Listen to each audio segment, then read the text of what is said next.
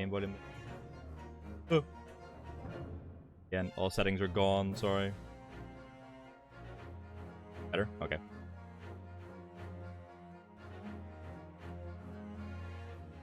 Take a bit of adjusting just to get used to the new setup.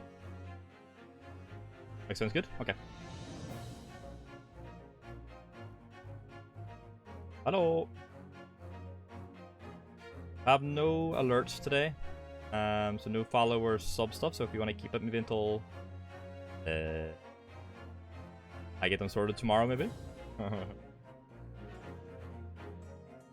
They don't have the direct Streamlabs integration now after they actually get the widgets and all that kind of shite, so yeah. Apologies about that.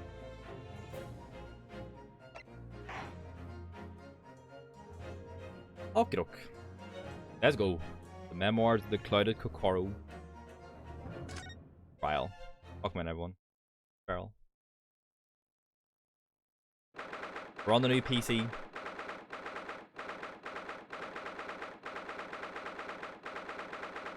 Oh, we assume so anyway, it'll have to fucking hope anyway, like. Yeah, we're on the new PC, Feral, yeah. Yep. Some of the settings are a bit weird, we don't have alerts or anything like that. We're on OBS now instead of Streamlabs OBS. OBS wouldn't install properly, so I was like, fuck it, time. We are. 22nd of February, 9:23 AM, the Old Bailey Defendant's Antechamber. I need to rest my arm, and there's no space to rest it. Better?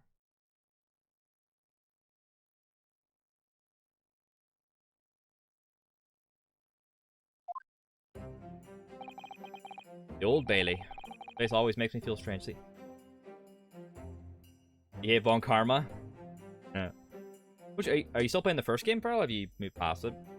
I don't want any spoilies. I played all the first one ages ago, but I've played all of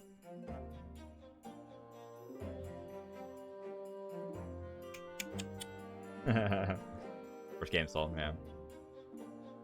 I think we're going to see Van Zieks now. So the place always makes me feel strange. I need to get chills down my spine and break out in a nervous sweat all at the same time. Well, I didn't think I'd be back here so soon. That's my line. That's just Good morning. Ah, good morning, Mr. Natsume. It's only 2 days ago that I was declared not guilty here. Yes. He somehow managed to prove he didn't stab Miss Green in the back. But now this! Another morning, another murder. Here am I again in this hellhole. I think it's fun, yeah. He's just about racist, though. But can't keep coming, court. I'm beginning to think he's right. It really does seem as though he's cursed. Mr. Narhode, I'm afraid I have bad news. Oh. Natsume, good morning. Yes, morning. So, here we are again. Yes, again.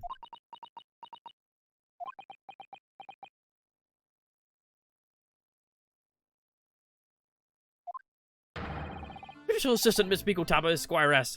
What's the bad news? Dear. Or did you? Just worried that I'm going to peek out a bit, so I'm going to watch my volume. If you come in shouting at the top of your voice, people can't help hear what you say. Oh, I am sorry. You done nothing wrong, Mrs. Sato? What is it?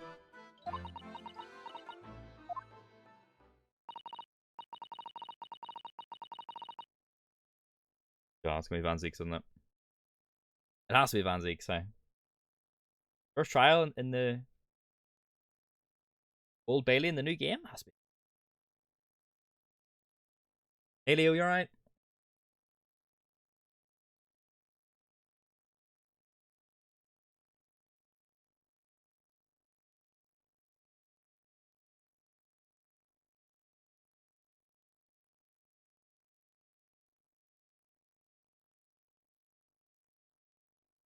I get tired. Oh dear. Be led by Lord Baroque Van Zieks. Van Zieks? Holmes! Ah! Oh no. Oh no, no, no.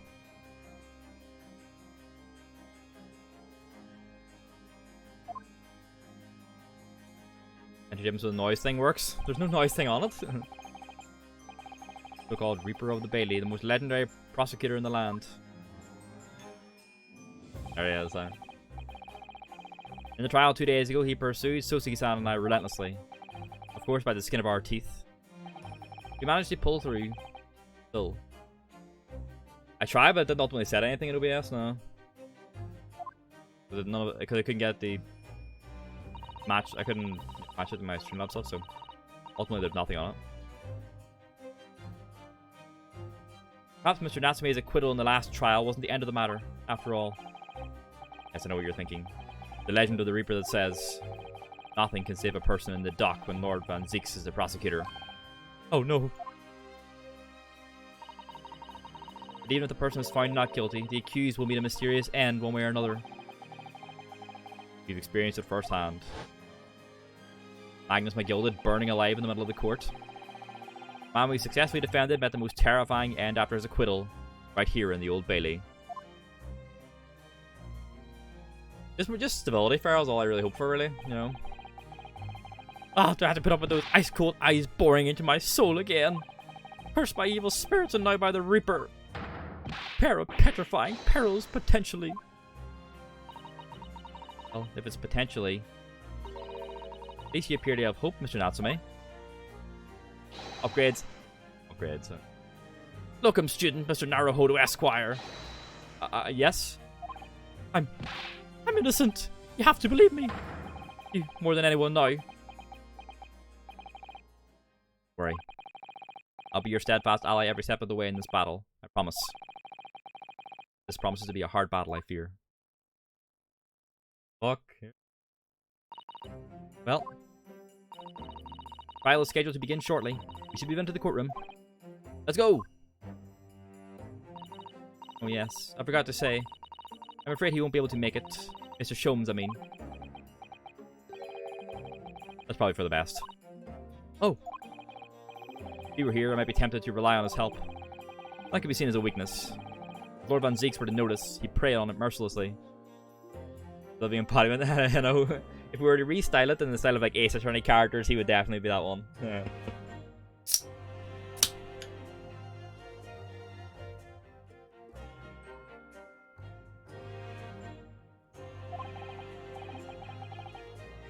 At least, that's my gut feeling. You like Larry Butts, Farrell, huh? Mr. Naruhodo. You're right. Yes, you're so right. Oh, well said, locum student, Mr. Naruhodo Esquire. Well said. I swear on the sword at my side and on the spirit of Kazuma that it harbors. I'll show him what a Japanese lawyer can do. I'll set you free, with honor. Oh, yes. Oh. Head into the courtroom. 2nd of February, 9:40 AM. The Old Bailey courtroom. Shouldn't be any delay on the gameplay audio right now. Yeah, okay. Something smells, it's probably the bot, so that's like Larry, huh? Oh, we got our panel. Oh, I see some familiar faces. Technically, I guess this is during the events of the first game, so it makes sense. In the name of Her Majesty the Queen.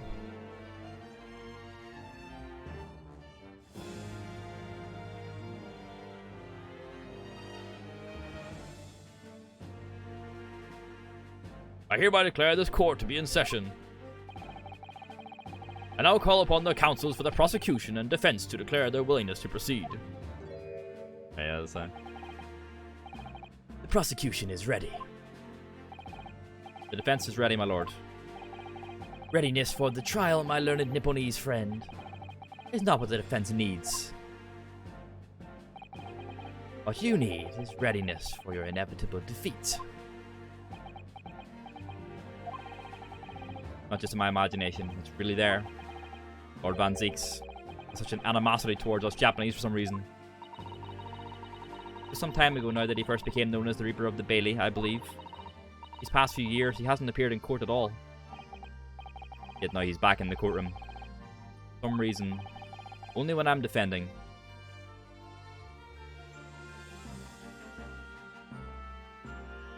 Ooh. This Reaper with his curious disdain for us Japanese. The prosecutor shrouded in mystery.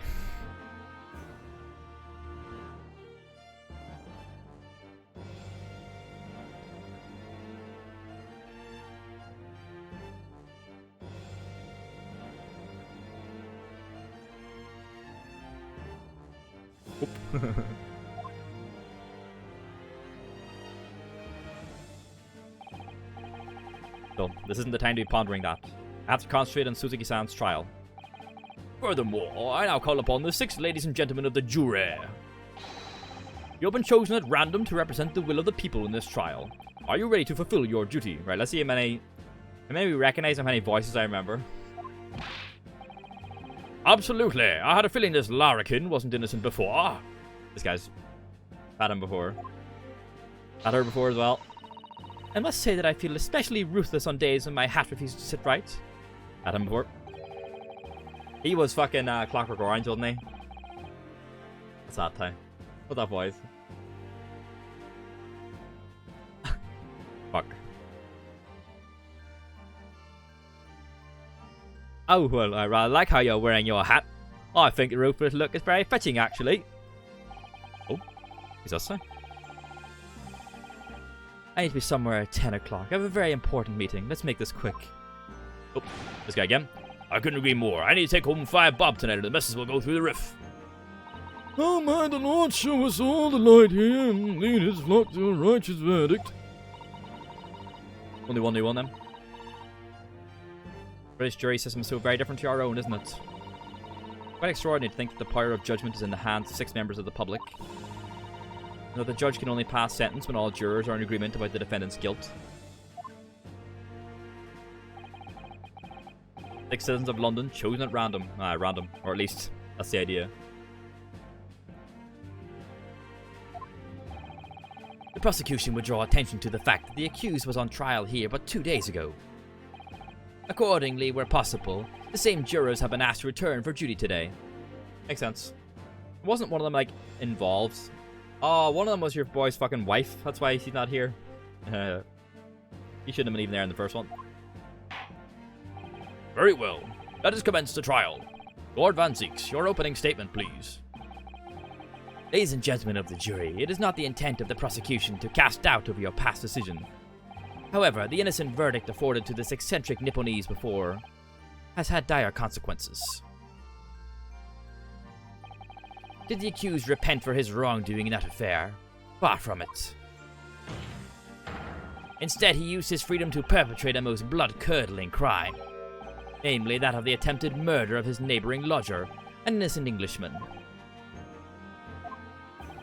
Innocent and Englishman kind of rolled together there for a second. To explain the circumstances of the crime, the prosecution calls its first witness to the stand. Witnesses. The detective responsible for investigating the scene and the accused himself. Comes Gregson. Question chips? No. Witnesses, your names and occupations, please. Yes, sir. Tobias Gregson, Detective Inspector at Scotland Yard's Homicide Division. The game audio care doesn't need to go up. Suzuki Natsume from the Empire of Japan. My government ordered me to come here as a student. To study your language and culture. Mr. Natsume. Yes, my lord. Sir? I'm quite sure I'm not mistaken. That you swore an oath never to set foot in my courtroom again. I remember it as if it were yesterday. The day before, in fact, my lord, but close enough. Believe me, this is the last place I want to be. Inspector, let's hear from you first. Explain the case for the court. Right you are, sir. Dates from Gregson. Incident occurred at the Garadeb household where the defendant has lodgings. In the ground floor room of the victim, Mr. William Shamspeare. The defendant has already admitted to visiting the victim on the night in question. Mr. Shamspeare collapsed in his room as a result of poisoning by strychnine. He was found the following morning when the landlord, suspecting something was wrong, broke down the door. This means, I presume, that the door to the victim's room was locked at the time of the incident? Correct, my lord. It was locked from the inside, making entry to or exit from the room impossible. Although the victim, Mr. Shamspeare, lives to tell the tale, he very nearly didn't. Man was halfway to heaven when we first found him. Acting. I was the first officer on the scene, my lord. And I have a photographic print here that I took at the time to show how it looked. with the big fucking puddle underneath the oil thing? Yes, a chilling scene indeed. The man looks very much deceased. That's right. Everyone present believed that's exactly what he was. Someone just pissed themselves under the oil thing. Very well, I shall accept this photographic print as evidence for the court. Now then, Mr. Natsume. Oh, yes. As a defendant, do you have anything to say at this juncture? They're haunted. Haunted by evil spirits. Oh, gracious. What's haunted? My lodgings. There's been a whole series of strange happenings in my lodgings. The tenant before me died in mysterious circumstances. A woman was stabbed by no one on the street outside. My neighbor was poisoned. And me? What about me? I've nearly been killed countless times. Killed, Mr. Natsume? How? Even on that fateful night it happened, when I returned from Mr. Shamspeare's room. I lit my gas stove and climbed into bed. Before long, the stove went out, and somebody tried to kill me. Huh? You must always extinguish all fires before retiring for the night, Mr. Natsume. But it's so cold, my runny nose would freeze. The point is, I didn't poison my neighbor. Oh, why am I being accused of this? Why is my existence so cursed? Hermana. Thank you, witnesses. I believe I have a reasonably clear picture of events. If I could raise one more point, my lord. One more. Conclusive point. Conclusive? Go on. Fortunately, the victim, Mr. Shamspeare, has regained consciousness after his ordeal, and he has named the true culprit. The poison consumed by the victim was administered in a cup of tea that he drank on the night in question. Tea, my lord, was brought to the victim's room by the accused. The accused? Good grief. We're not to make such a slump posture. Order! Order! Yes, that's the crux of this whole case. If Suzuki-san is innocent, why has the victim accused him? Well, Mr. Natsume, what have you to say to this accusation? That evening, yes. I did take some freshly brewed tea with me when I visited Mr. Shamspeare's room. It's a gift.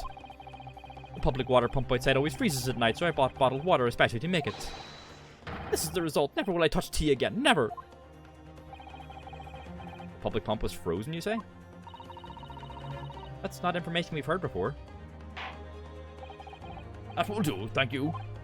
Now, according to our laws, the defense must have the opportunity to cross-examine witnesses at least once. Therefore, I call upon these witnesses now for a formal testimony. I presume the prosecution has no objection. None whatsoever, my lord. Good. Then you will give your account of events on the night in question to the court now. Yeah. Yes, my lord. That's out of his head, huh? Witness testimony. Catastrophic night. It was around 9 o'clock that evening when I visited my neighbor, and I took some tea with me as a gift. We had a heated literary debate over a nice hot drink, after which I went back to my room at around 11. Ah! My tea was completely harmless. He couldn't have locked the door behind me otherwise, could he? What? Strychnine takes some time to have an effect on the body. People don't keel over immediately after taking it. The victim would have been perfectly able to lock the door after his guest left. The argument still stands. Yes, I see. It all seems relatively straightforward. Excuse me, but the testimony does raise one rather crucial point, I think.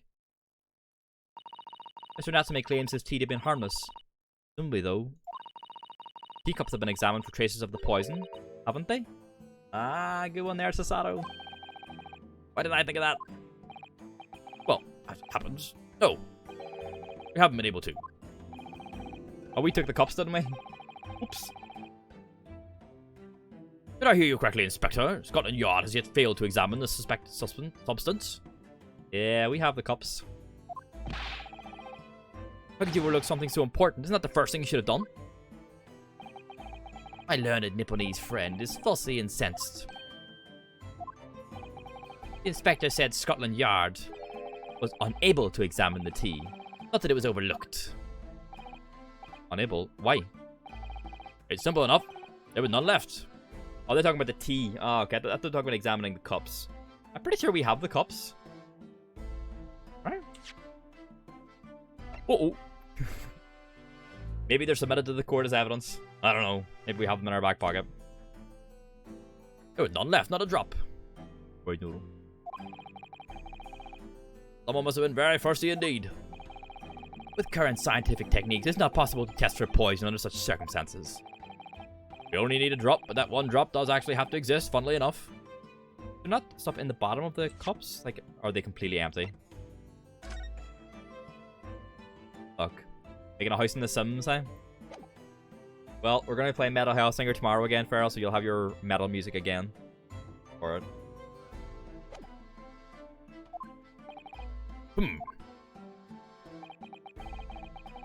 We're going to try it anyway. Noodle Bees won't work, but we're going to give it a go. We're going to see. The lack of examination notwithstanding, it appears nothing other than the tea passed the victim's lips on the night in question. What about a wee bit of tongue, huh? Ever consider that, eh? I see, thank you. The matter is clear.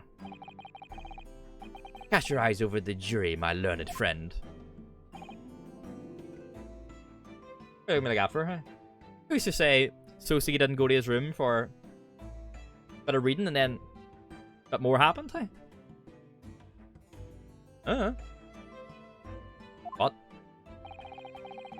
You can see it in their faces, I'm sure. The recognition of the accused's guilt.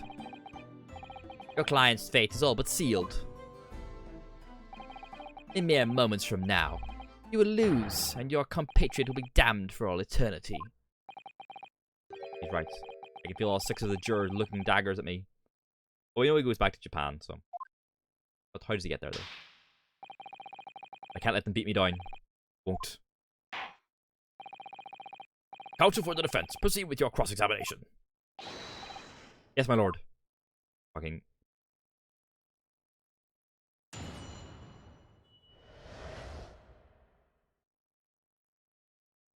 Bum, bum, bum, bum.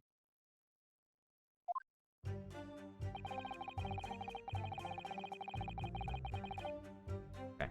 What type of tea was it? Press him. Hold it! 9 o'clock and he brought some tea as a gift. Were you and your neighbor good friends then? Ah! No! We weren't friends. Not at all. Not at all. Never. Ever. Simple no to suffice. Not friends, eh? And, why did you decide to pay him a visit? Mr. Shamspeare fancies himself as having a great literary knowledge. As a fellow scholar of English literature, we find much to talk about together. Come now, no Nipponese could understand the finer points of English literature. On the night in question, that was the topic of conversation as well, I presume. It was the day of my last trial when I was acquitted. I just arrived back at my lodgings.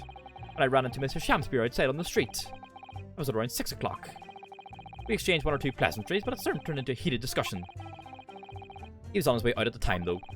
I promised to visit his room that evening at 9 to continue our debate. Did I have ill intentions? No, not 1, not 2, not any. Not at all. Never, ever. People know what has sufficed, I feel.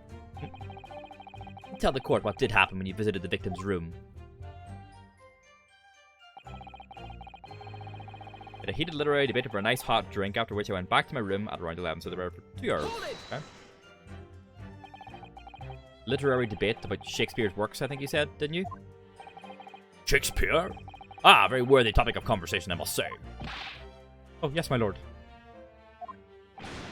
Romeo and Juliet. Who was stronger? It was a fairly pleasurable parley. Like, sounds like a clickbait YouTube video, huh? Romeo and Juliet. Who was stronger? I know I'm going to regret asking this, but how did the debate go? Fucking Shakespeare character power levels, huh? Well, we both agreed that we would reach a conclusion more quickly with the reenactment. We battled it out. In a Greco-Roman style, naturally. If you're reenacting Romeo and Juliet, is that why there was poison involved then?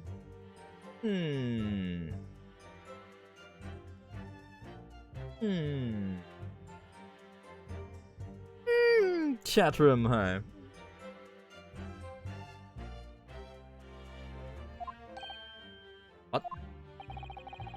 Mr. Shamsbury had all sorts of costumes in his room for such as a contest. When you say a reenactment, you mean you were actually in costume? He as Romeo, I as Juliet. Oh, wrong voice. After a vigorous wild tussle.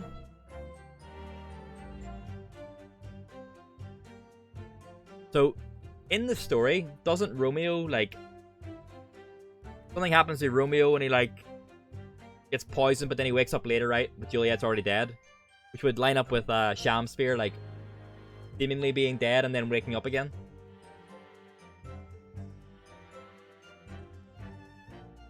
I don't remember the wrestling bit of Romeo and Juliet. I remember in English in secondary school, our teacher... all the way around? Was it? Juliet pretends to be dead. Oh. Not bad. It's been a while. I remember in English in secondary school.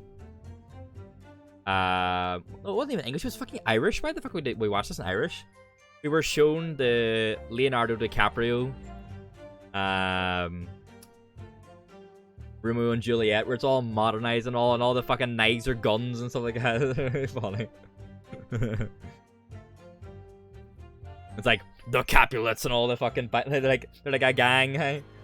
And then there's a bit then when Romeo and Juliet like have sex and the fucking Irish teacher sprinted to the front of the class to fucking fast forward the big chunky TV. Not allowed to watch that time. No sin in these classrooms, huh?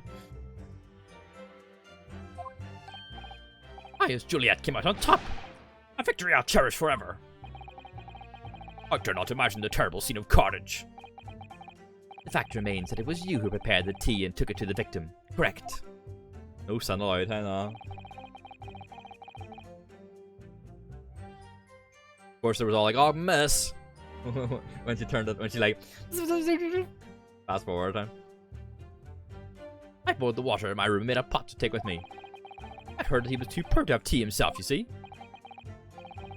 True, there was no sign of any tea leaves in the man's room. I wanted to do something nice. Be friendly. Why is everyone looking at me with such suspicion? Suspicion? My tea was harmless, of course it was. But if the guy wanted to be authentic to Shakespeare, he probably had some like fake poison or something. And do you have any basis for that statement, witness? My tea was completely harmless. He couldn't have locked the door behind me, otherwise could he? Hold it! Pressing everything, getting as much detail as we can. Yes, there was not a drop of tea left in the victim's room anywhere, was there? That's correct. Anyone would think the fellow had never had a pot of tea before. He must have licked it dry. Which is a pity, because one drop is all we would have needed to analyze it for poison. You say that you returned home to your room at 11 o'clock, Mr. Natsume? Yes, definitely. I haven't unearthed, I swear it. The landlord was able to verify that, as it happens. He confirmed that the defendant went back to his room at 11 that night. And how was the landlord able to attest to this? Because he turned the oil on, right? He, said it was the lamps, I believe. The lamps, Inspector? Tenants returned to the rooms and start using the gas, sorry, not the oil. The lamps in the other parts of the house flicker. Yes, Mr. Gardeb seems to pay a lot of attention to the comings and goings of his tenants. Landlords, am I right, Tom?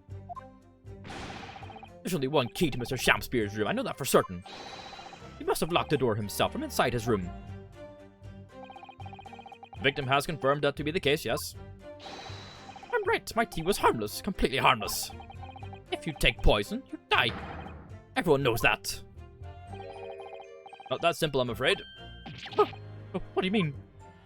And he talks about the poison taking time. Strychnine takes some time to have an effect. The body, people don't keel over immediately after taking it. Hold it! Here's more dates. How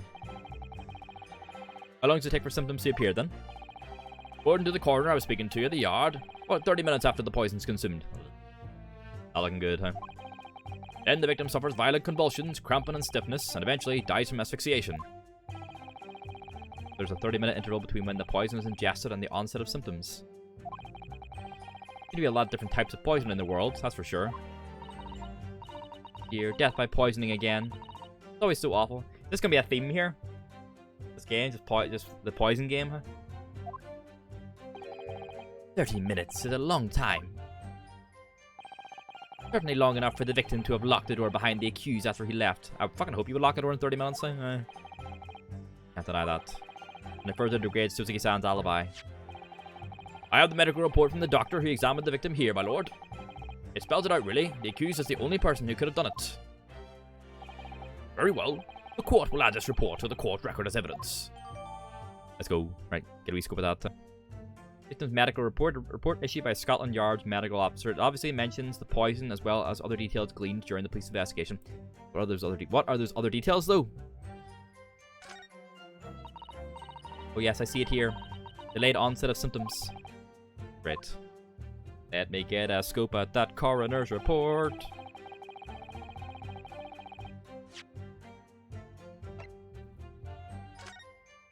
Victim William Shamspeare, 31. Cause of... let's say corona. Cause of coma, ingestion of a small quantity of strychnine. Toxic effect, present 30 minutes after ingestion. High likelihood of the substance having been mixed with the tea the victim was drinking. But no sample could be obtained for testing. Investigative conclusions. Oh, 1:30 a.m., huh? That's good there, boy, huh? That's not between 9 and 11. Poisoning occurred at around 1:30 a.m. on 21st of February. Assessed from the victim's pocket watch that appears to have broken when the man collapsed after the delayed onset of symptoms. A pity call, huh? Well.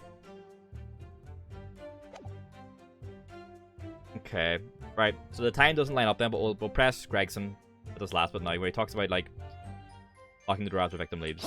After the guest leaves, sorry. The argument still stands, you say? This is what Mr. Natsume has been saying, isn't it? The pair of them drank tea together that night. If there was poison in it, the victim wouldn't have been able to lock the door after the accused left later on. Exactly! Ah! Me and my tea are innocent! Sweet and innocent, I tell you! Yeah, so unless Susie went back, but right now it's not matching up with the time that we have. I'm afraid, sir, that doesn't follow. You see, strychnine is a slow-acting poison. In other words, it takes time for symptoms to appear. So you could have left the room up to 30 minutes after the victim drank the tea. Could have only gone up to 11:30, not 1:30. And as long as you did that, Mr. Shamspeare could have locked the door after you'd gone. But no. We drank the tea straight away. The battle over whether Romeo or Juliet was stronger, that came after the tea. Do you have any evidence to support that statement? In my great homeland, Empire of Japan, we have a saying, drink the tea while it's hot. Sure, a proverb will satisfy the prosecution. I'm afraid there's no conclusive proof to support the defendant's assertion. On the contrary, there are sufficient grounds to infer his guilt in this matter. No. That's the extent of their testimony, is it? If I could voice a personal opinion, Mr. Naruhodo. Of course, go ahead. Mr. Natsume is arguing for his innocence so adamantly and so persistently. Yet Inspector Gregson just brushes what he says aside. Really quite infuriating. I agree. We need to find an inconsistency in what the inspector is saying, I think. I'm afraid so. As things stand, the jurors will surely find Mr. Natsume guilty. As I see it, what we need to focus on is the poison and the tea. Let's listen carefully to this testimony again. Yes! Right. Something about the time, right?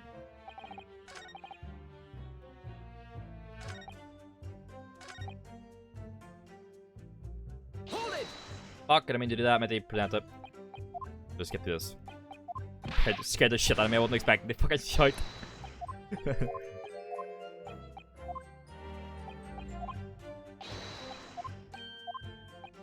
Okay. Maybe we need to like go on something that Gregson says instead. Like, instead of like presenting to Suzuki, present to Gregson. Go Gregson says again after this.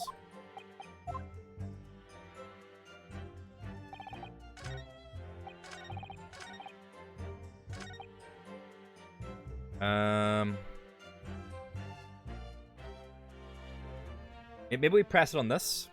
We presented at this. Music, stop. Objection. Let's go. The argument still stands, you say? I think not, Inspector. Come again? I think you'll find that you've overlooked a very significant chronological inconsistency here. A chrono... What? What are you on about? According to this report, the victim must have consumed the poison at around 1:30 in the morning. And yet, the defendant, Mr. Natsume, left the victim's room at 11. Ah! Yes, that's right. There's more than 2 hours of missing time there. No. In other words, if there was poison in the tea that Mr. Natsume brought to the victim's room, why could the victim have fallen ill to it 2.5 hours full out after the defendant left? Not full hours. Whoa! The defense's argument is entirely reasonable. How do you respond, Lord Van Zieks? He's going to propose he went back, didn't he? Oh, he's got the wine out time.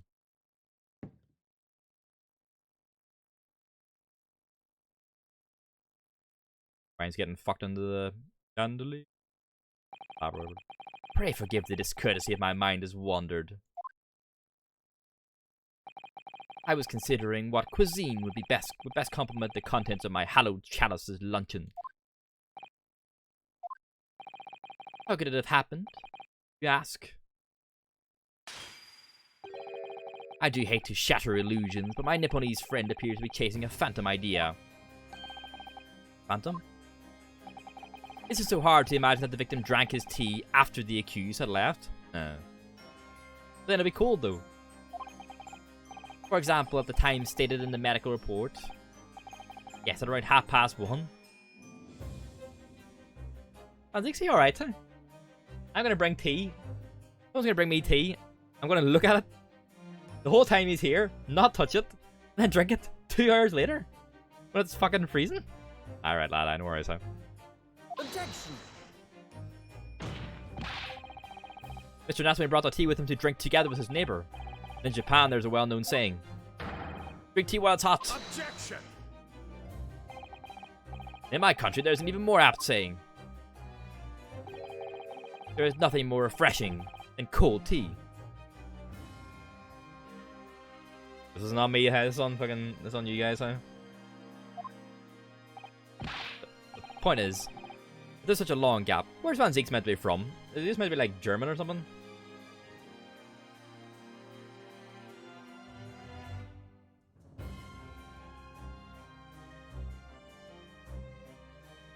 Or is he just English? He's English? Alright. Bobby Frick appearing in chat there. Huh? No, he's just English. I was right. Initially I said, you take him, he's yours. But then I was like, you're not. Nope, he's just English. The point is that there was such a long gap. There may be other ways to explain how the victim came to be poisoned. Other possibilities. Hey, hey! I see you, Bobby, huh? Sneaking on there. What sort of possibilities, counsel? I'm telling you, hey. Listen. Well, for example, the man could have had another visitor. Another visitor? That's a very bold assertion, my learned friend, from someone who has nothing to substantiate it. Or the victim could have taken the poison of his own volition. Rinosuke, you're onto something, my boy? You suggest this may have been a suicide, counsel? Objection. Not a suicide, but getting into character. Mr. Shamspeare has categorically denied suicide. The idea canon must be discounted. Objection. Oh, uh-oh. But he could be lying. You get him here under oath. Uh-oh. Oh no, he's sapping the sound. Is something wrong? Fuck. Is something wrong, Lord Van Zieks? I was listening to the sound of the carriage pulling up outside the courtroom. Pray forgive the discourtesy. Carriage? What carriage? He's getting the Shamspeare in as a witness, isn't he? From the hospital. Wherever he was, just fucking house. It would seem that the key player in this case has just arrived. Yeah, it's Shamspeare, right?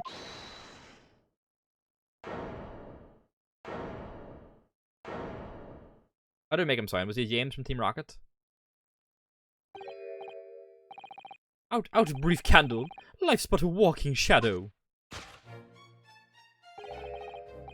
A poor player that struts and frets his hour upon the stage and then is heard no more. It is a tale told by an idiot full of sound and fury, signifying nothing. I haven't read enough Shakespeare. Who, sir, are you? William Shakespeare, my lord. Alas, 'twas I, undone by these bitter events. I am the victim.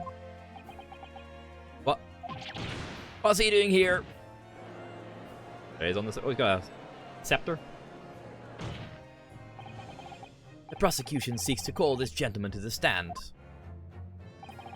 With his testimony, my learned friend's futile resistance will be utterly crushed. Calling him as a witness? Very well, counsel. I grant your request with interest. I'm curious to discover what the court shall hear from the victim himself.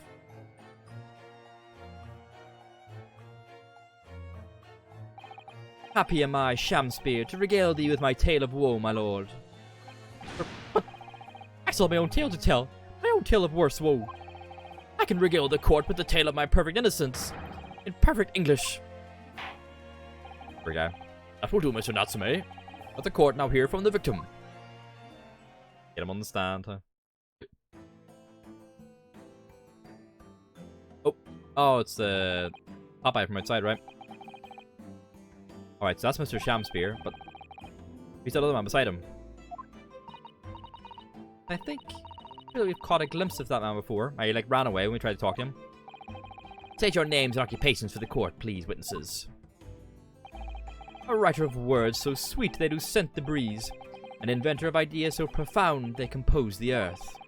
The unrivaled poet, the unmatched scribe, William Shakespeare. Shakespeare, with the great bard to be recalled to life anew. Lo, what a magnificent man. Good fellows, I am he who ponders such a mystery, William Shakespeare. Oh, the name's Materman. Adron B. Materman. I work for the Altamont Gas Company, East End branch office. I remember now, it was yesterday on Briar Road. He was outside, I know. Yes, she's right, it's him. Yep. What's this? Fucking Scooby-Doo ran away. What's that man doing over there? Looks like he's trying to see into Suzuki-san's lodgings. Cheeky. Something wrong, Mr. Naruhodo? Excuse me. Do we have a word? Ah! Then he dipped.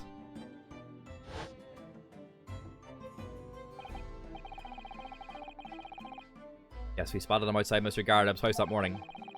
He's a gas company employee? What's he have to do with this case? Oh, Mr. William Shakespeare. You are the victim in this miserable affair, correct? Oh heaven, oh hell. Do you command me to remember? A sweet poison that did cross my innocent lips. I subpoenaed him for the trial, with his doctor's permission, naturally. Hearing the testimony of the aggrieved will remove any room for doubt from the jurors' minds, I'm sure.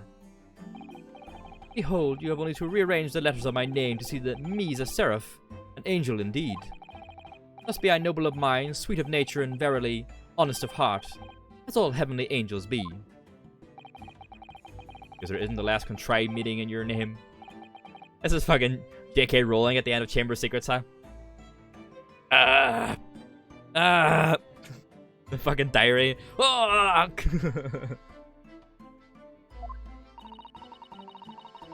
You seem to be very moved by this man, I'm afraid. I'm actually taking this seraph anagram idea seriously. Thank you, witnesses, for your illuminating introduction. My lord, what's the man next to Mr. Shakespeare doing here? The gas man, I mean. Oh, he's calling yeah, Meter Man, okay. Oh, what, me? Well, now. What's his name again? Allow me to enlighten my learned friend. You recall, I presume, your earlier impertinence. When you suggested that the victim had another visitor to his room on the night in question. And moreover, that the victim is a compulsive liar. What? No, I didn't quite say that. This young chin stroker is here to controvert your wild claims conclusively. Is that not so, Mr. Meaterman? Hang on. No, I'm just here. That's something you're just fucking calling. Get the fucking meter man out, check the gas. Huh? I hereby call for your formal testimonies. You will tell the court as lucidly as possible what happened on the night in question. One may smile and be a villain. Yes, it doth pain me, but let the truth be spoken. The truth of that wintry night of my discontent.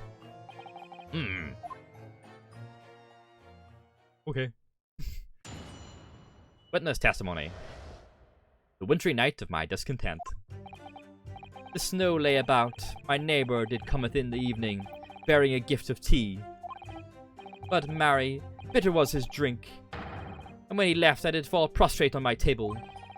'Twas the tea alone did pass my lips that late hour, naught else. I was outside this bloke's window in the freezing cold all night, keeping an eye on his room. No one else visited his room but that short little round-back Eastern fella. All cut out, back not dying at all, using a new blade, my rotary cutter and good stuff, eh? What did you say? You were keeping an eye on Mr. Shamspear's room all night? That's right, of course. The bloke's window is all but blocked up, isn't it? But there's a little gap in the bricks where you can see into the room. So I spent the night trying to keep my teeth from chattering as I peered in through that. Where the little, like, soap thing was, right? This. There's a little reddish thing here that is, like, melted or something, but yeah, this was, like, that gap. Sorry, there's also a bit of an envelope. That time. Never did gleam anything from it either.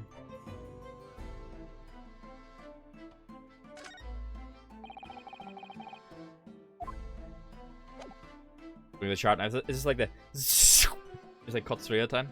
I cut through wrapping paper with scissors. Letting it like glide. The question is, sir, why? Well now, that's because he's on my list.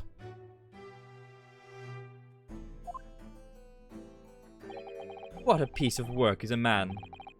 Wherefore wouldst thou not stare in wonderment? What are you talking about? His buzzing busybody hath not part in this play. I pray thee, pay him no heed. Make no more ado about his tedious words. What'd you say about me? Calm yourself. This court is concerned with what happened on the night in question. Nothing more. Indeed, that is so. And as the testimony we've just clearly heard reveals, there was no one other than the accused present at the time who could have carried out this crime. Are we passing something through the window? With a rotary cutter, you have a round blade like a pizza cutter, and with that is mostly great. You don't have to press down much at all, and it'll still cost you 4 layers. Nice. First pizza. Seen a pizza, huh?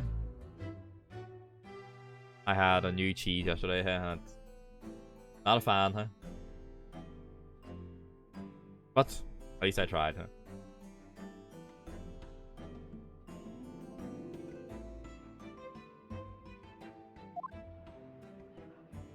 All chatting, huh? Well, I believe this may be the final testimony of the trial. Huh. Now, counsel, the defense may proceed with the cross-examination. Yes, my lord. Fucking, like, the curdy texture height. No thanks, Sam. It's like wet and fucking like, ugh. Oh god, no thank you.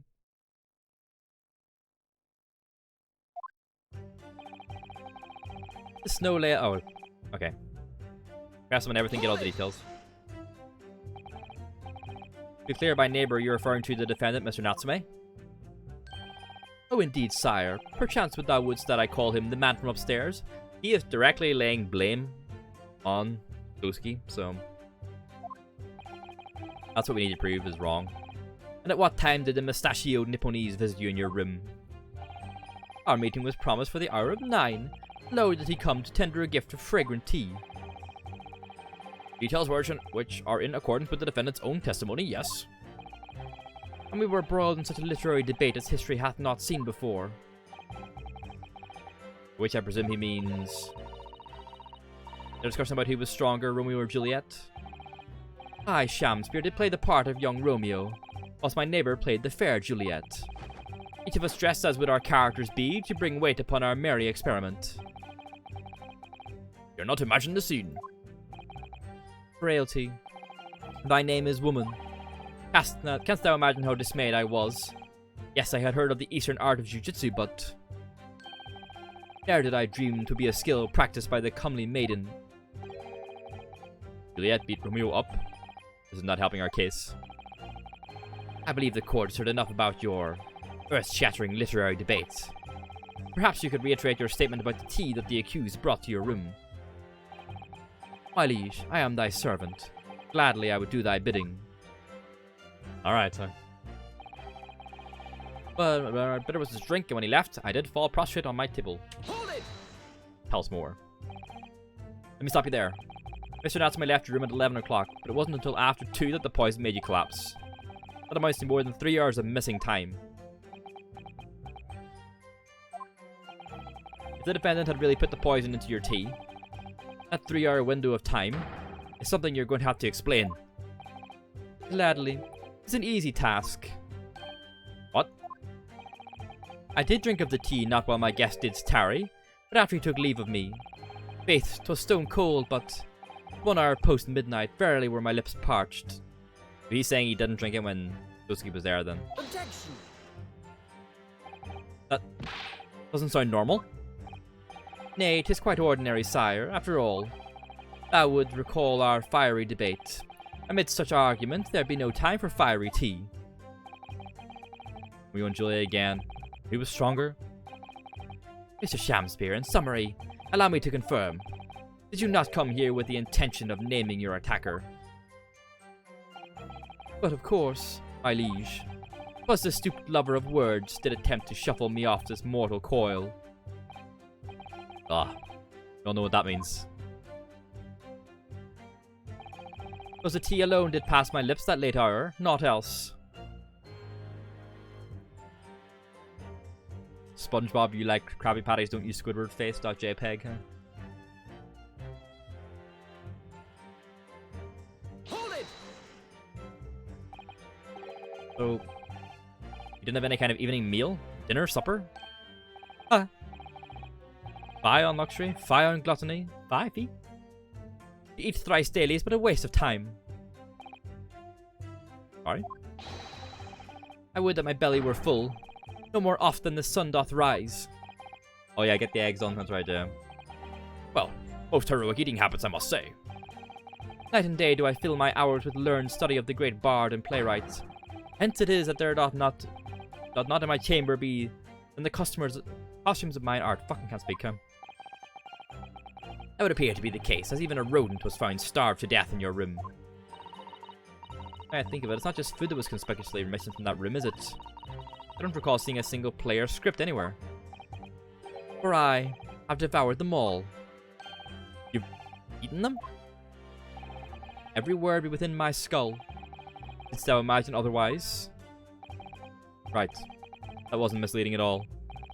Now, could you turn around, do you think? Which brings us to the conclusion that the only way the poison could have passed the victim's lips is in the tea. I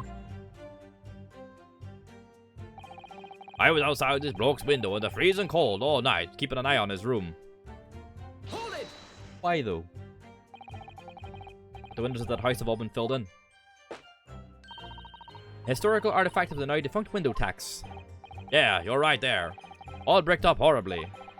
But as it happened, there's a little part of the brickwork at the bottom corner that's been opened up. I was looking in through that gap. Yes, there were a few bricks loose, weren't there? Were they not, like, blocking the thing? Like, blocking the gap? For some strange reason, a couple of bars of soup lined up on the ledge outside as well. I don't like going around poking my chin in other people's business, especially on freezing cold nights. Them's my orders. That's what I'll keep doing. As long as there's breath in my body.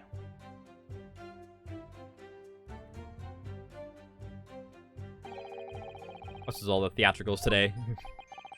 Out of interest, Mr. Meataman, after the accused had left and returned to his own lodgings, did you see the victim leave the room at all? Oh, he never left. He was in that room the whole time as far as I'm concerned. And we can therefore discount the possibility of suicide. How can you be sure of that? The police carried out a thorough investigation of the scene and found no receptacle for the poison. Since we know the victim didn't leave his room and hence didn't dispose of the poison's container himself. They could have put it out the window though. It's clear that this was no attempted suicide. Only the culprit could have removed the receptacle. Ah, yes. Lucidly explained, counsel. Thank you. What's the soap in the room though? There's like soap in the window, there's soap on the ground, soap in his hand or something too, right? Or on his plate or something. It was. You can't argue with the logic. No one else visited his room but that short little round-backed Eastern fellow. Press that as well. You say a short little round-backed Eastern fella. You can't be sure it was the defendant then. Objection! Oh. I love soap. Something's going on with that soap, eh? How many other short little round-backed Nipponese with a mustache do you think there are in London? Well, of course, it's only a narrow gap and it was quite dark, so I didn't notice the mustache. But he showed up at around 9, so I'm pretty sure of myself. When the person you saw arrived, did he and Mr. Shamspeare drink tea together? Ah, sorry. I couldn't say. Why not? Because I couldn't see into the room all that well, could I? But what I did see was a silhouette of that little round back fella wearing a pretty dress. Oh, I dressed as Juliet, right? Yeah.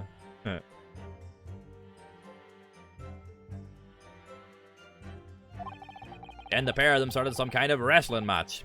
I tell you, I didn't know what to make of it. I suppose. That was the Romeo and Juliet championship battle getting underway.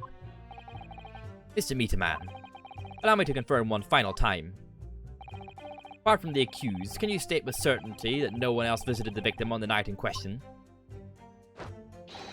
No question. Gasman's honor. Oh.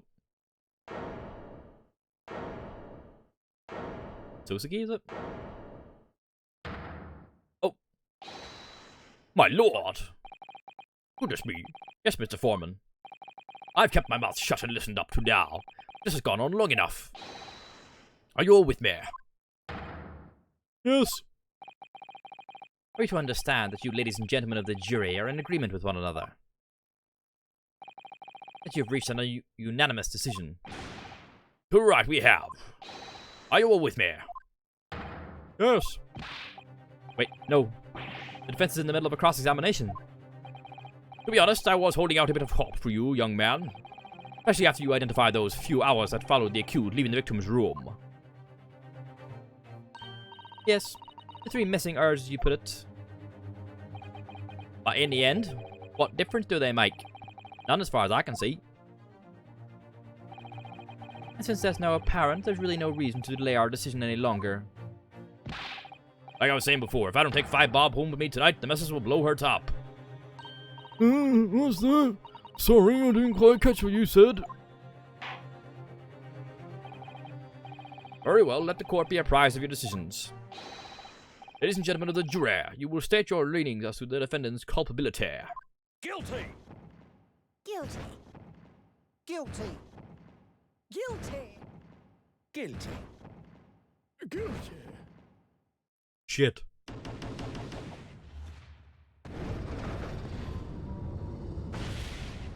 Fuck.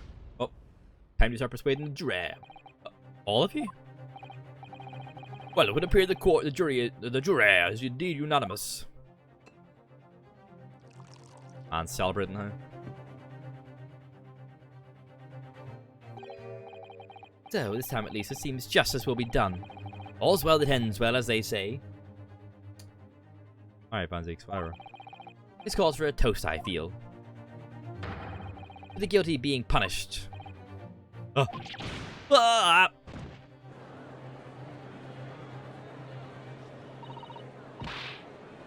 Get up, Mr. Naruhodo, please.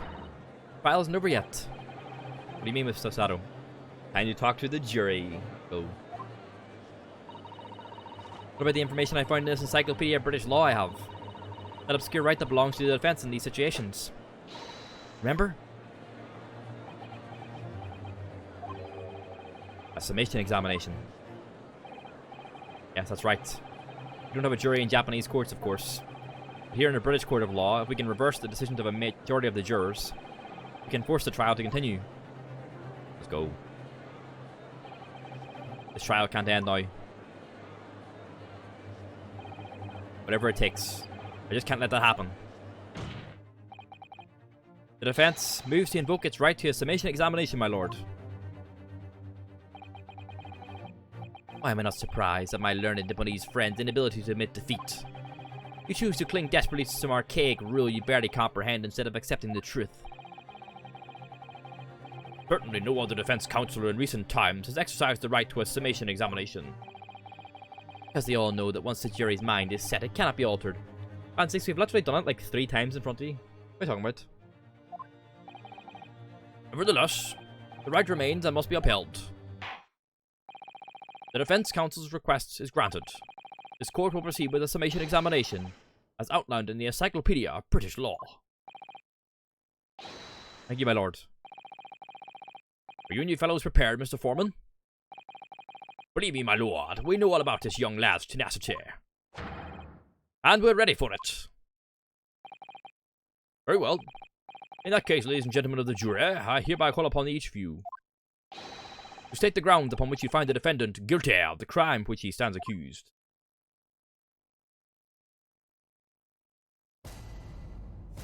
Judicial findings. The jurors' contentions. The victim may not be well off, but he's a noble man, straight up. There's no reason to doubt the man. Well, I do declare the good gentleman has no reason to lie. In fact, I think he's rather splendid. Just look at the accused by comparison. He's Japanese, stoops all the while, has a mustache. Very fishy. Or racism. There's no evidence to suggest the gangling actor is a fraudsman. For now, at least. The guy keeps having a higher pitched voice than I think. Oh, I don't really care, like. I just need this trial to end quickly. 3 hours of missing time is nothing when you reach my age, you know. Nothing at all.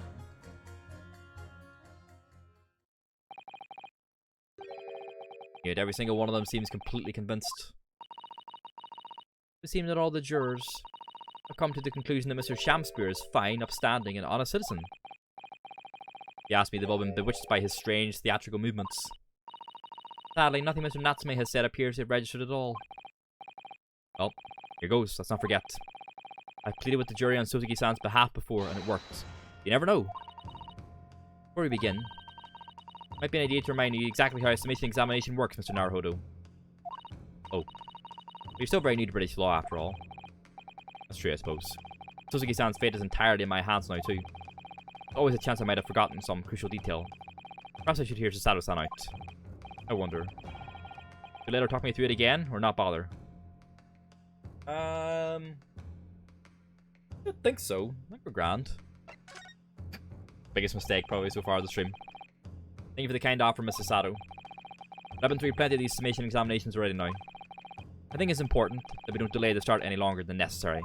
It's been a fucking year. Oh! Of course, I understand, and I'm quite sure you're right. If you're confused by anything at any point, you can turn to me for advice whenever you like. Haha. Pressure. I'll be here for you.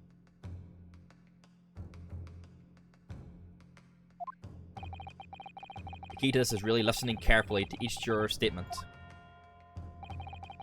Finding 2 that are contradictory, and pitting the corresponding jurors against each other. Without further ado, please, counsel, proceed with the summation examination.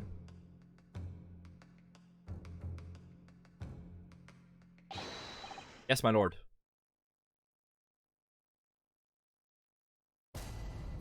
Jury examination. Just a reminder, like I said earlier, we're playing, we're not doing 2, Ace Attorney streams back to back because it's quite tiring and taxing. So the next time we're playing Ace Attorney will be on Thursday. We're not finishing, by the way, I'm just saying. Next time will be on Thursday. Tomorrow we're going to try Metal Hellsinger again. And then on Wednesday will be Metal Hellsinger or Plague Tale. And back on Thursday for this. Just before I forget. Victim may not be well off, but he's a noble man and straight up. There's no reason to doubt the man. We're going to just fucking press everyone for information. We can't present stuff to these guys, right? No, we can't. Okay. Hold it! Well, there are plenty of people in London who seem noble but poor. Shouldn't some of them also be liars? I've no doubt about it. Like that shaky client of yours, for example. Absolutely not. Mr. Natsume is no liar. Look, the point is, the only thing that passed the victim's lips that night was that Japanese man's tea. When you take that gas man's testimony into account as well, the truth couldn't be any clearer. Well, alarmingly logical. Let me be frank here. I'm a gentleman with a gentleman's values. If it turns out that the old Shakespearean chum is a rotten liar after all, I gladly change my decision about the defendant. And I'm sure my fellow gentlemen on the jury would do the same. Isn't that right? Well, yes, perhaps. Though I don't see it happening. Hey, what's that? Elderly gent on the end here, you know. You have to speak up. Look, I really don't care about all this nonsense, huh? I just need this trial to be over. How many gentlemen do we actually have on the jury then? Alright, sir. May hold you to that. Don't forget what you said. Hump.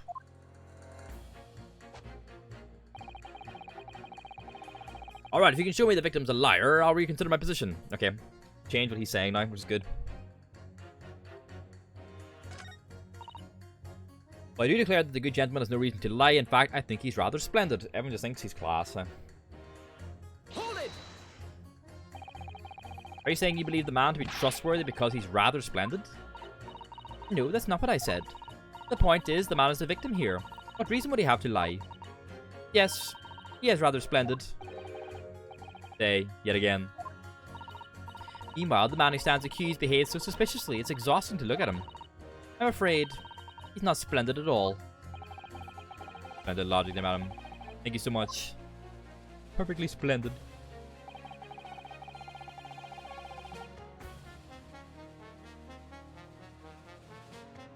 Who's pinging me?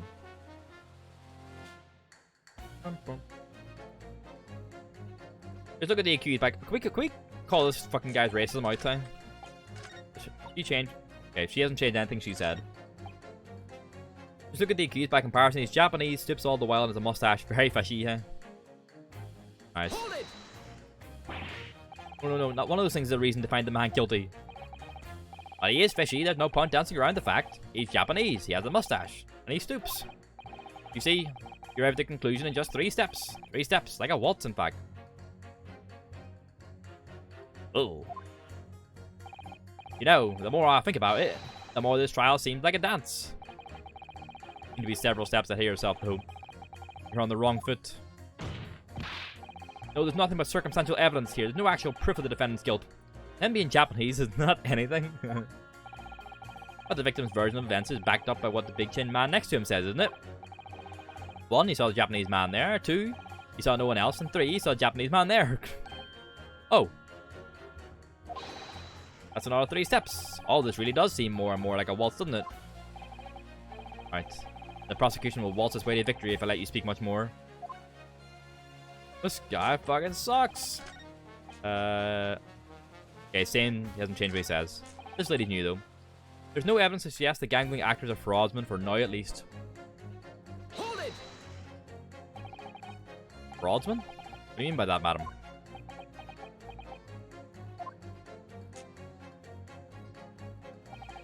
It really is a most tiresome problem for the company. Most irritating. Company? We can be absolutely certain that a customer is stealing from us, but without hard evidence, we can't even threaten to take action for fear of being sued. Eh? I'm sorry, you've lost me a little there. Who are you? I'm the wife of Augustus Altamont, owner of the Altamont Gas Company. Good gracious. Altamont Gas, you say? Gas is the future of energy in this country and around the globe. The proper handling is essential. As I'm sure our employee from the East End branch office will be able to first to agree. Absolutely, Lady Quinby. Gotta be used properly. Altamont Gas is the best in the world, of course.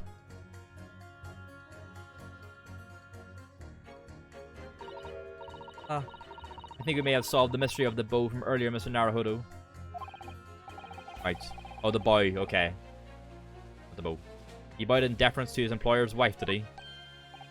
So But I'd be right in assuming that the reason Mr. Meterman was watching what Mr. Shamsphere was up to in his room. I'm afraid there's no end to the lengths the population of the East End will go to in order to steal our gas. I really have no choice when the company identifies somebody as a possible fraudman. Jesus. I know. Fucking is them behind the cost of living crisis, eh? God's sake, eh?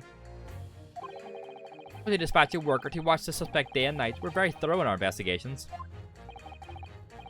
Do you mean Mr. Shamsphere is... I wouldn't come out and say it in public. But you can finish that sentence with a grubby little gas thief. Very B-themed, doesn't she? Even her umbrella's very... You have noticed the public gallery in here, have you? The eye of man hath not heard. The ear of man hath not seen. Faith, wouldst thou wound me with thy words, were I to let them penetrate the skin. But seraphs hear not insults, only choirs of angels in song. You may not have evidence yet, but my workers won't stop buzzing around you until they find that... Okay, there we go, yeah. Yeah, Queen Bee, yeah.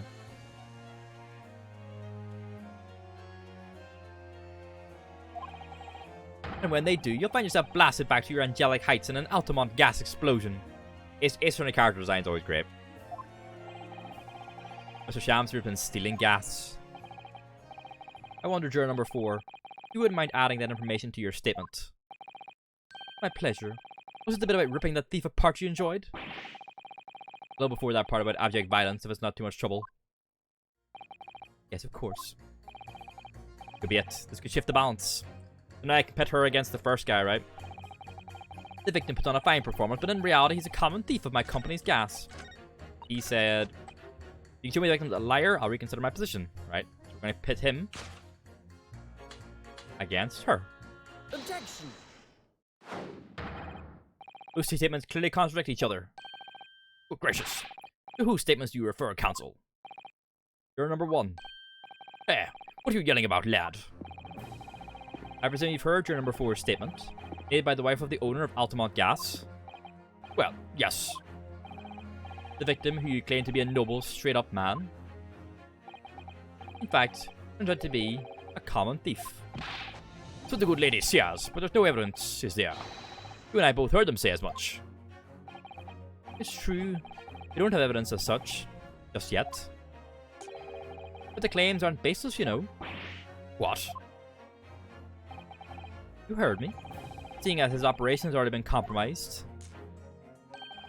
I would suggest that the court hears testimony from our East End branch officer employee over there. Is there something to do with the gas that, like, melts the little red thing on the soap, maybe?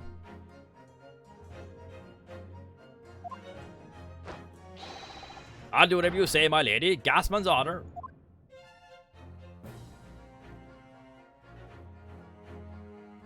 Oh, it would be the heat, wouldn't it? Yeah, the heat of the room, probably. Juror number 1, you say you're a man of your word. If I could show that Mr. Shamsphere was a liar, you assured me, you would reconsider your decision about the defendant's guilt. Yes, I did say that. As a man of honor, I'll hold to it. As I'm sure the other gentlemen of the jury will. Eh? Oh, well, yes. Now that we found out the man's a liar, perhaps we ought to consider the matter further. Well, if I'm perfectly honest, I haven't heard half of what you've all been saying. If this means you'll recap a few points, that would suit me down to the ground. Oh no, I'm not having any part of this. I want this trial over and done with. In that case, I shall change my leaning. So, Mr. William Shamsphere, if that is your real name.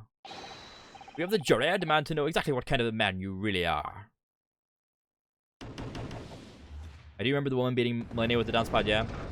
Did it again, this time on level 1. I saw that clip pop up on Twitter. I didn't get watching it though, but I did see it pop up. Only 4 flasks. Damn, huh? Talented. That's 4 jurors. 4 for not guilty.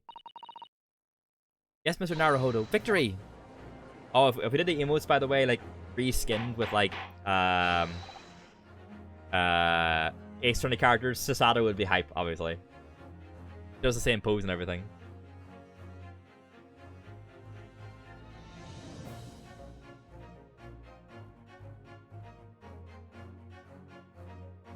Order, order! Well, this is quite extraordinary, I must say. As a result of the defense's summation examination, jury leading has changed.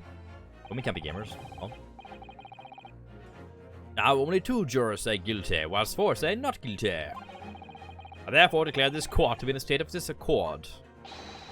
In order the trial to continue. Let's go. The wine glass is in trouble. Save the wine glass, no! No! You have spoilt the bouquet, Mr. Shamspear. Ladies and gentlemen of the jury, now I find they are unable to trust you, the victim. But you gods will give us some faults to make us men. So God mend me, I do swear. At least be raged. I don't know. We also want to see some characters from like the other games as well, you know. But just thinking, right now, I don't know. Maybe. Or Pain or something maybe. Von Karma could be a good one. Some other character. I played a couple of like one. I think the next one as well. There's another character I can't wait for you to meet. This gasman speaketh with that which concerns him most, naught but gas, naught but thin air. Aye, it burneth bright a while, but it hath no substance, and it doth reek foul. Oi, what did you say? I take it, Mr. Shamspear, that you deny the allegations of gas thievery. Most heartily, my lord, hast thou forgot? I am as a seraph, an angel, noble of mind, sweet of nature, and verily, honest of heart. Ah, you flowery mouth, pompous beanpole. Just because I haven't got the evidence yet. Soseki would be distress. Not Rinosuke. Yeah, Soseki is distress.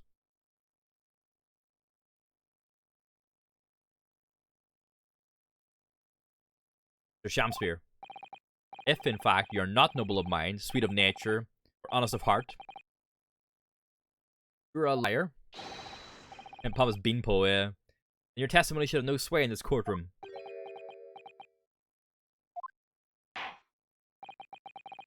It is my considered opinion that at the present time no other possible culprit of this crime has been identified. All testimony heard by the court thus far heavily implicates the defendant. In short, it would not be unreasonable at this stage for me to rule on the case. Oh no. However, in light of the fact that the jury has expressed concern about the fidelity of this witness, I believe it would be inappropriate for this court not to pursue the point further. Objection! Ah, Van Ziek, you're fucked. I assure you, my lord, that would be a waste of the court's time. The gas in this case are unrelated. I don't know. Juror number 4. Yes. Didn't you say before that although you had no hard evidence to prove this man has been stealing gas, you have strong grounds for suspecting him? That's right, we do. Don't we, worker? An objection emote? Oh, for like the Ace 20 times. Very good idea, actually, yeah. Absolutely, Lady Quinby. Gasman's honor.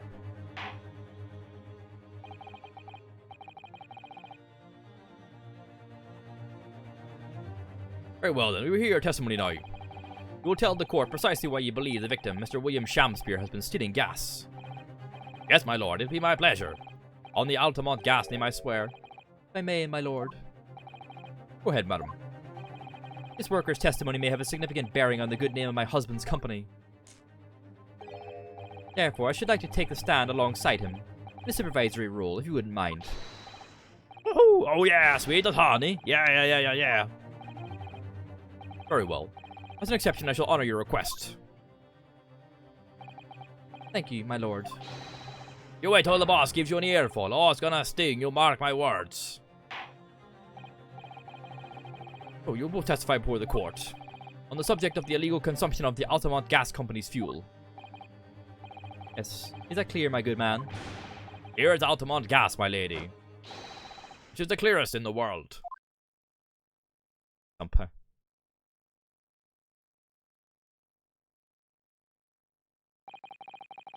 Think the gas has gone to his head, Mr. Sato?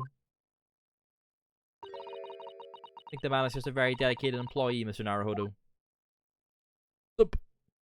Corporate bootlegger.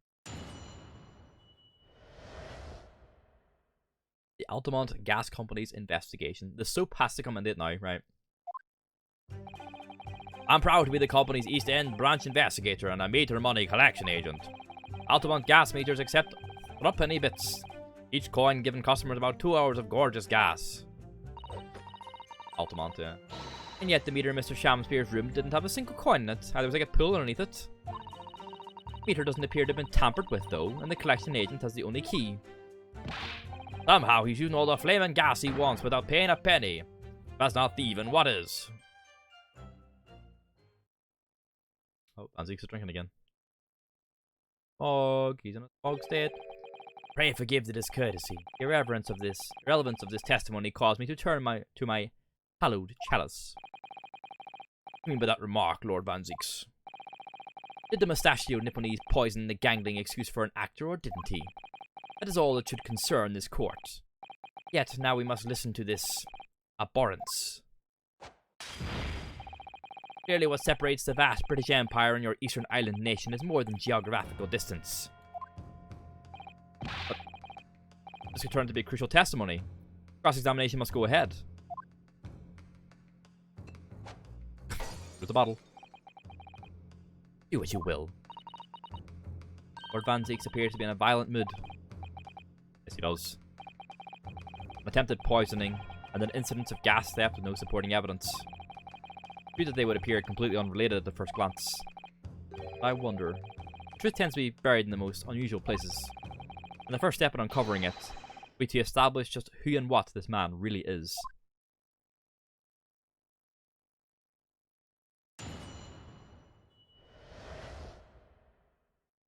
Is there anything we can examine first before we start, like...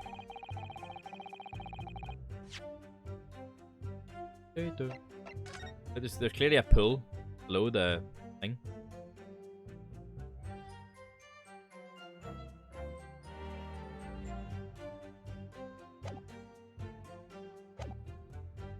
Hold it! More info on them. Does that mean you enter people's houses in order to empty their gas meters? That I do. I have to try to catch people when they're in. Then I ask permission to come inside and do my business. Does that mean you've been into Mr. Natsume's room before, as well as that of Mr. Shamspeare? Well now, interesting you should bring that up. But I couldn't believe how little money was in his meter. I mean, how the pair of them survived the winter is beyond me, it really is. Knowing Mr. Natsume, he probably spends all his gas money on books. Then when he's finished reading them, he probably burns them for warmth. Oof.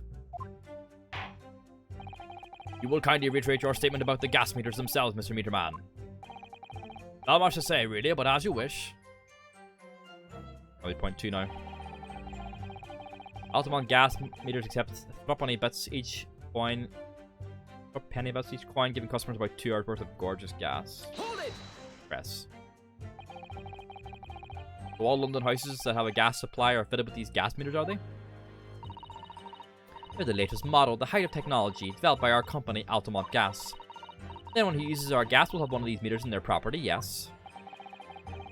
If a 3p coin gives 2 hours of gas, most people will be able to use about 3 coins in a night. A bit more than that usually, if they have both gas lights and a gas stove, that is. But Suzuki-san doesn't have a fireplace in that room of his, does he? Some people still choose to use candles, of course, and only have gas for heating.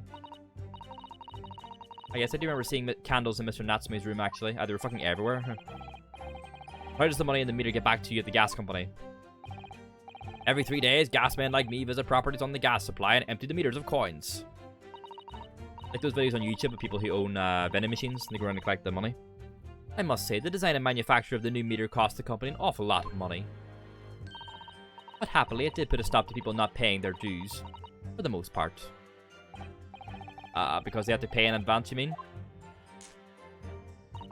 Yes, exactly right. You say again. Room didn't have a single coin in it, okay. Press on that. Out of interest, how long has this been going on? Weeks and weeks. He's been pinching gas off us for ages. And you've examined the meter in Mr. Shamspeare's room, I take it? Naturally. We took it off the wall and went over it with a fine-tooth comb. And found nothing suspicious at all, I presume. No, I'm afraid we didn't. Which is exactly why I demanded a new type of meter to be produced. One with an indestructible lock. The Shamsphere Special. Sounds like it would have cost an awful lot of three penny pieces. Even after all that, the rascal's meter was still empty. News in time. I'll never forget the humiliation. When I opened up the money box and found it bare. You what? I said, you what? No worry, Noodle. Have a lovely night. Chat to you tomorrow. See you later on. Bye. And the look on his face, that smarmy smile of his. I pulled the meter straight off the wall and took it back to the office. You know what? Nothing. Not a trace of it being jimmied open anywhere, not a single aside. I'm trying to fixate himself. What's happened to my salary as a result? Down by 3 shillings a day, that's what. Life-threatening situation in a number of ways. Incidentally, what became of that meter? Nothing became of it. I've still got it. Oh. We have it? Right here. No wonder they call you Meter Man. I think it would be prudent for the court to sequester this item while the trial is ongoing. Gas meter. Meter that dispenses gas for a set time after a coin is inserted. It's a very strong lock, developed especially with Mr. Shamsphere in mind. Definitely. Although at first glance, there doesn't appear to be anything unusual about it. Let's move this along, shall we? Continue with your testimony. I would say it has as much value as the contents of that meter. Off. A meter doesn't appear to be tampered with though, and the collection agent has the only key. Right, let's have a look at the meter first.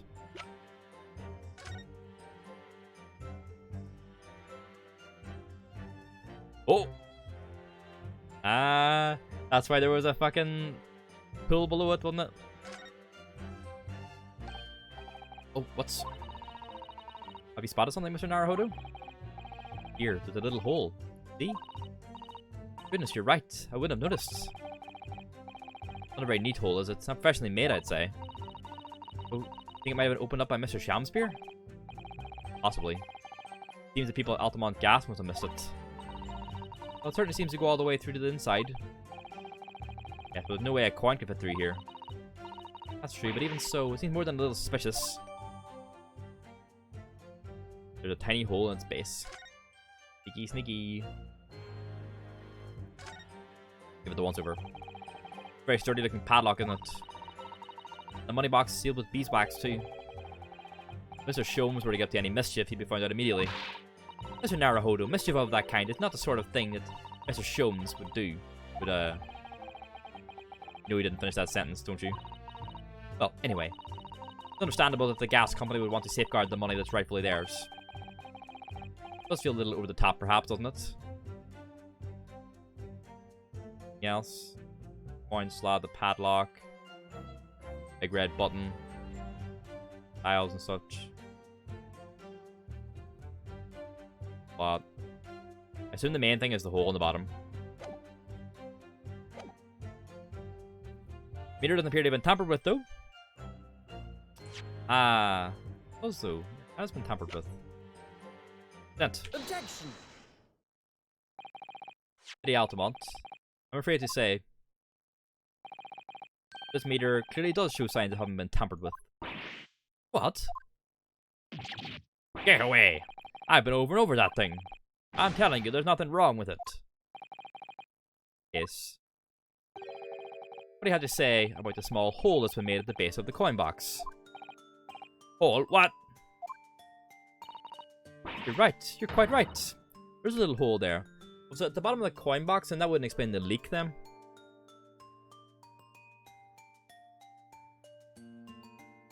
Because the coins can't fit through it, so I don't know. It's been tampered with, at least. The meters aren't supposed to have that. None of the others do. In other words, we can assume Mr. Shamsphere secretly opened up this hole himself. Yes, I would be at all surprised. Why? Yeah, why? I mean, it's tiny. You couldn't get a farthing through that. Lady Altamont, I wonder if you could give the court some more details about your meter design. What sort of details? Well, what I specifically like to know is how it differentiates coins. Oh, is he just putting like shit through it? Do you like trick it or something? How does the meter tell the difference between different coins? What do you mean? Well, for example, if someone were to put in a 1 penny coin, that wouldn't work, presumably, would it? No, of course not. So, well, how does the meter know that the coin has been fed as a 3 penny piece? 3 penny bit? Ah, I see what you're getting at now. The meter tells coins apart by their shape and size, which includes their thickness. A 3 penny bit is about 3/4 of an inch in diameter, you see. Other coins just won't fit. I've never heard that word before. 3 penny? 3 penny? I don't know. I see. It's clearly been very well thought out. The witness will amend her formal testimony with that information in case it is pertinent. As you wish, my lord. Meter is designed for coins the exact diameter and thickness of a 3 penny bit. Nothing else will fit.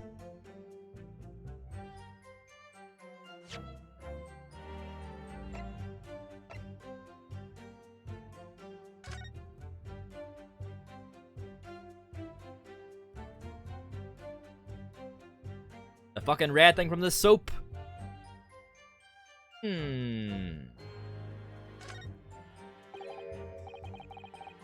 Biggest bar of soap. Circular depression on this side, about 2 centimeters across. Or 3/4 of an inch. Ah, do you think? We did find the soap at the scene, didn't we? Yes. There were 2 bars on that little ledge just outside the window. We took this one. I'm sure that when we first found it, there was some sort of reddish medallion in the middle there. I remember it clearly. Yes, but no sign of it now. Where could it have gone?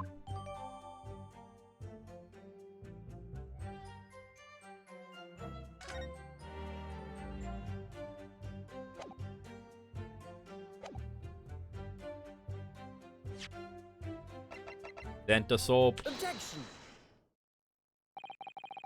Let me just confirm something here. The diameter and thickness were to be correct. The meter would accept any object as if it were a 3 penny bit. Is that correct? Yes, that is correct. Oh, by something of a coincidence, while we were investigating in Mr. Shamspeare's room, we found a particular item. Matches the dimensions perfectly. I mean the same size as a 3 penny bit. What was it? The item in question is this. Wow. Have you been inhaling gas? That's a bar of soap. It certainly looks nothing like a 3 penny bit, I must say. I'm going to have to point out exactly what I mean here. What's so important about the soap is this part here. This bit. Got it! Got it! You have to turn over the soap to see what I mean. Ah! Are you referring to that brown depression in the middle of the soap there?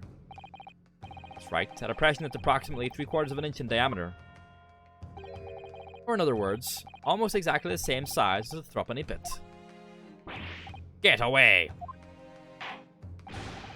Was anyone here present have in their possession a 3 penny bit? Quickly now, hand over your coins, ladies and gentlemen. Sounds rather like a highway robbery, doesn't it? All the coins are being stolen. Thanks to a kind member of the public in the gallery, I have here a 3 penny bit. Now to see if it fits. Exactly. Word, it could be more snug. We'll look up how you fucking say this word. 3 penny.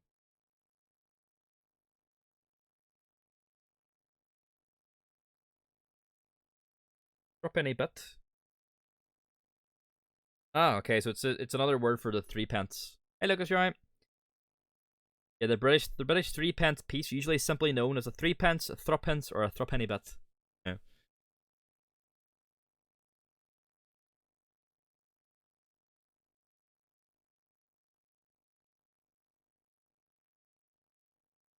Like the sound when something gets figured out, like the chime noise. Oh, the noises are great, yeah.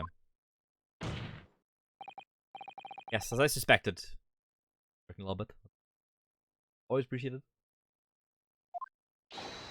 This, without a doubt, is a vital clue to explain how the Altamont Gas Company is being defrauded. Well, I don't believe it. You're getting punked all out her bee dress.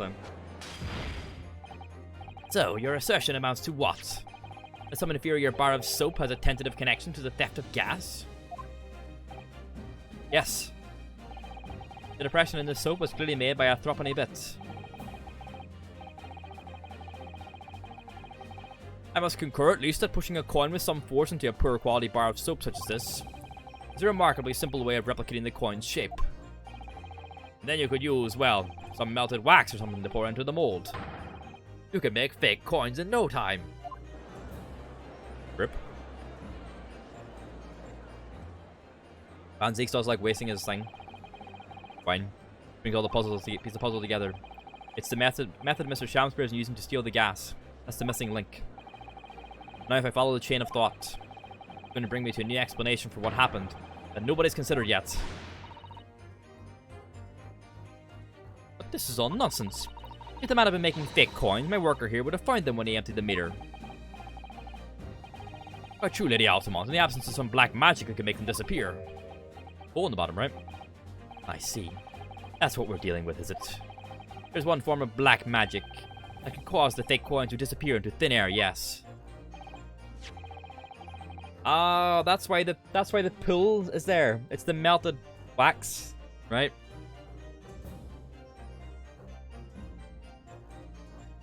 The meter here gives it away. What do you stream? Previously, Lucas, I used Streamlabs OBS. But I got my new computer today, and I was having an issue installing Streamlabs OBS. So I'm now on regular OBS. It's actually nowhere near as fickle as I remember it being. It's actually fine. What on earth? There are remnants of the magical method used visible on the gas meter taken from the victim's room. Never get the hang of normal OBS. That's why I did Streamlabs OBS as well, but it seems fine. I've had no issues with it. Well, I've had a little bit of niggly issues getting set up, but it's fine to use. So. Actually, it looks quite nice as well. It looks a lot nicer than I remember it. When I started streaming many years ago, I used normal OBS, and then when I stopped for ages, and then when I came back then at the start of lockdown, and then I started streaming regularly, I used Streamlabs OBS, but now I'm using normal again. If that is your assertion, counsel, the defense will identify these remnants for the court at once. The hole on the bottom. Where on the meter can the remnants of the method used to make the fake coins disappear be seen? Here, you fucking numpties. There. Got it! We find this bar of soap at the scene of the crime, just outside the victim's window.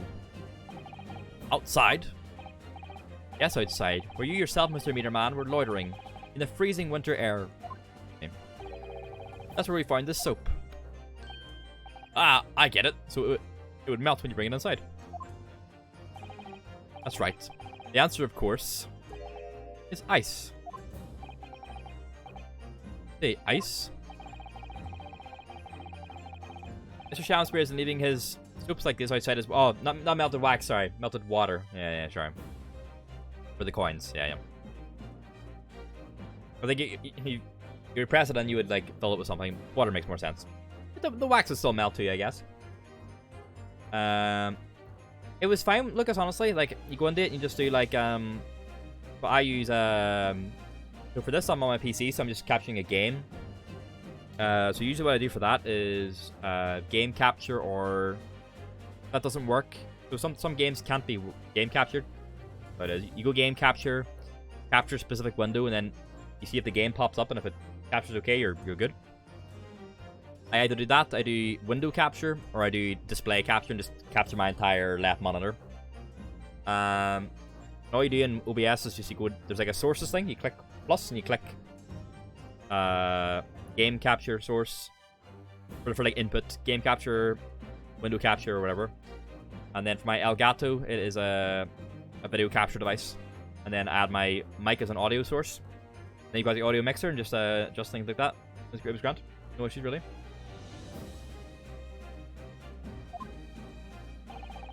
After a night outside in the bitter cold, the water is completely frozen solid the next morning. And he takes his fake coins of ice and feeds them into the gas meter, giving him light and warmth in spades. As his room becomes very comfortably warm, the ice now inside the meter's coin box melts, turning back into water, and draining harmlessly away through the small hole made in the underside of the meter. Suppose if you didn't drill the hole, it would just be like you'd open the box up and it'd be fucking sloshing around with water. That is how, without leaving any evidence of his wrongdoing, this man has been stealing Altamont gas. Flanked by water and soap. Huh? Like that. So simply. Is he trying to make us look like idiots? He's been fooling us all with some bars of soap and some water? That's exactly what I said. That's right, madam. I don't believe it. It can't be true. Do you have any idea how much money we spent to develop that new meter? Now you have the audacity to suggest that a bit of soap and some water can render it totally useless? Fairly sure I didn't design it. Evidence. Sorry? I want evidence. If you're going to stand there and tell me our meters are rubbish, I want to see proof.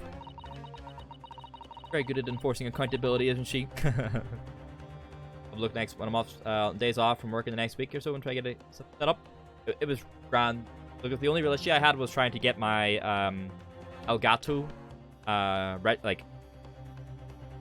picked up on my new computer. But that was just because I needed to install the Elgato software and get the drivers. That was it. So, it's completely fine.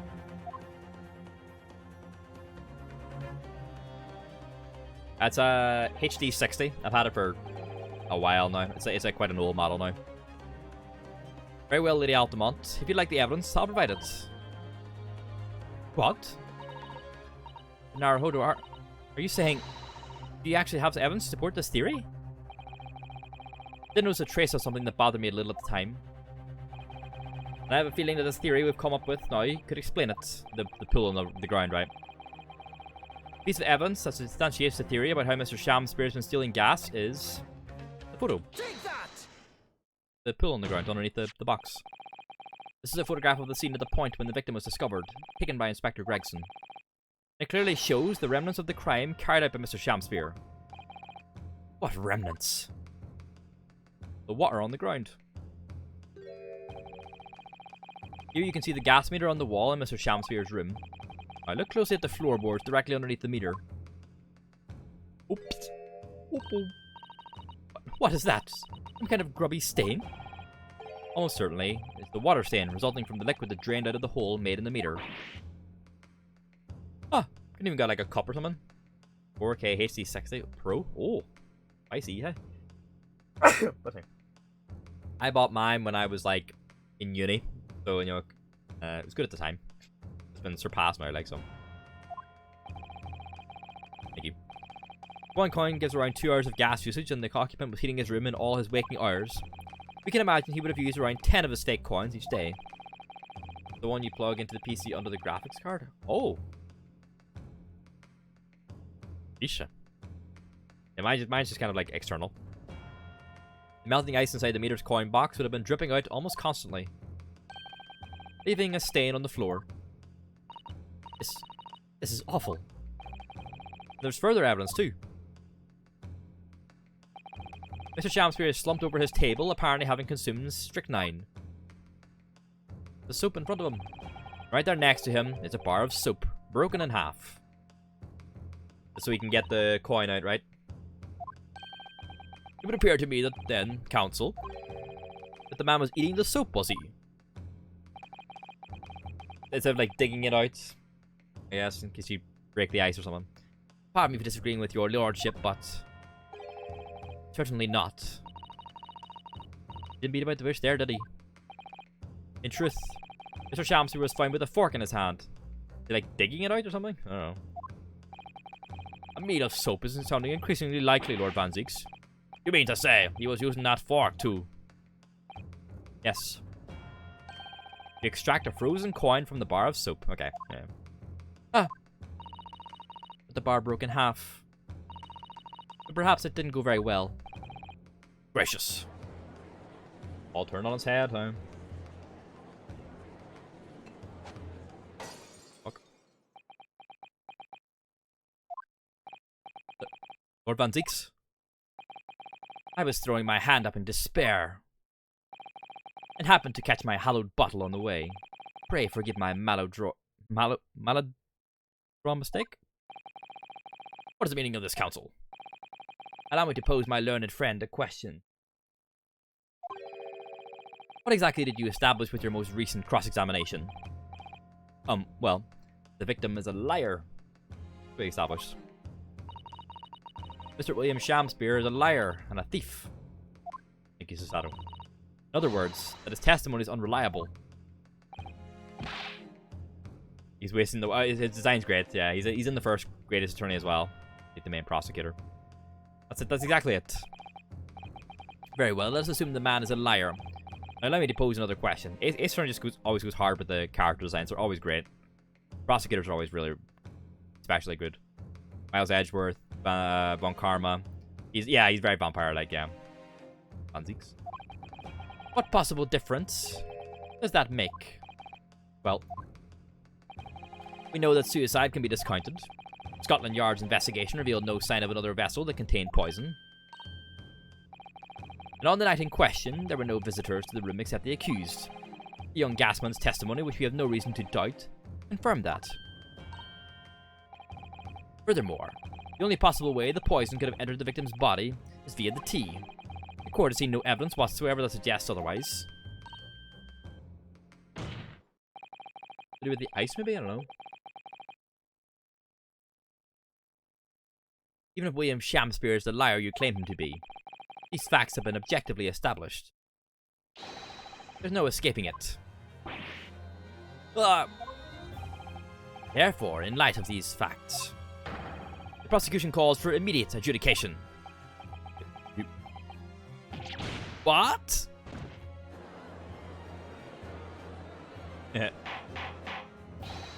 Order, order! Well, counsel, how does the defense respond? Mr. Naruhodo. What was the point of that last cross-examination? Did it actually get us anywhere? Or did it make no difference at all, like Lord Van Zieks is saying? Always raise an objection. No, this isn't over. The defense will not rest. What? But, counsel, you successfully explained everything.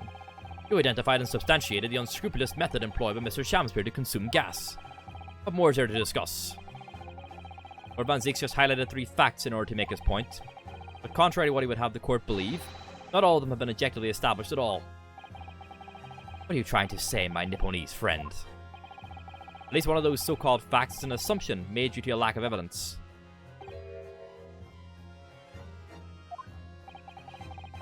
The situation has changed now, following the cross-examination of the latest witness to take the stand.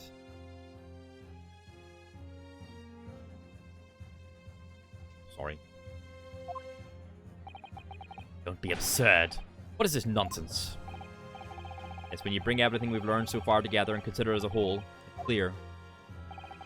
There's a question that we now need to reconsider. Namely, was the poison in the tea? Yeah, was the poison in something else, maybe?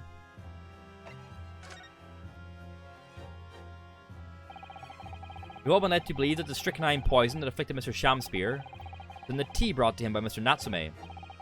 But that's conjecture at best. Objection! The victim has testified that nothing else passed his lips that night. There's no other possibility. Since there was no trace of the tea left at the scene, it couldn't be tested for traces of the poison. Objection. As I said, the situation has changed. Because in fact, some of Mr. Natsume's tea was left at the scene. A particular piece of evidence proves it. Objection! The tea was left. A ludicrous claim. Scotland Yard detectives investigated the scene exhaustively. What evidence are you suggesting they missed? The defense has made a bold claim indeed. Very well, counsel. Present your proof. What evidence from the scene of the crime can tell us about the nature of the defendant's tea? In fact, there was no tea ring on Mr. Natsume's cup, maybe? Has to be that, right? He didn't have any tea? Take that! Oh, exactly. Oh, nope. Nope. That was wrong. Wrong. Get it wrong. Reason of health. Ah, my health.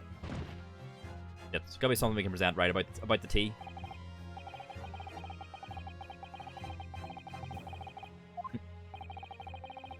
more deeply before you. Let's begin this time. What evidence from the scene of the crime can tell us about the nature of the defendant's tea?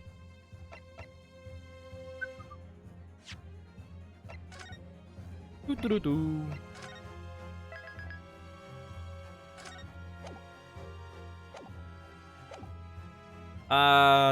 Nature of the defendant's tea, nature of the defendant's tea.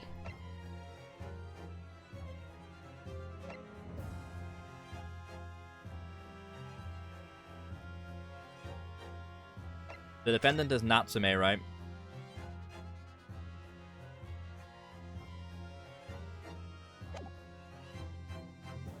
What evidence from the scene of the crime can tell us about the nature of the defendant's tea? What's been said, sorry? Some of Mr. Natsume's tea was left at the scene, and a particular piece of evidence proves it. Okay.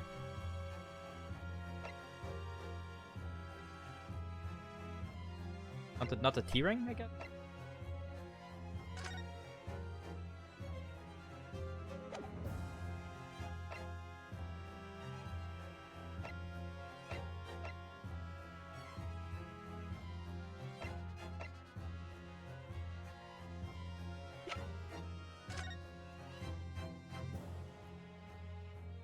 No tea on this thing, as they didn't make it like a tea. Yeah, no backseating, please. Thank you.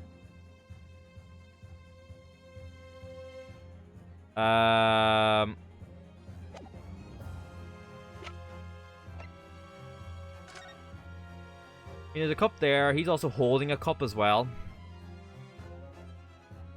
Some of the tea was at the scene. Right, that's what we're trying to prove, right?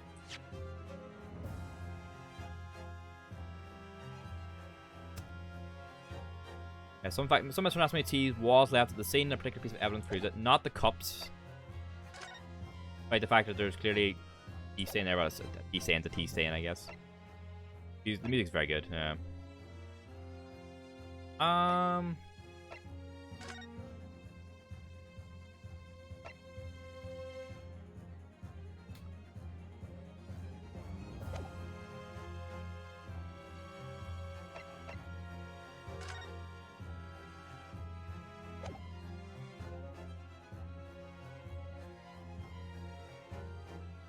Yeah.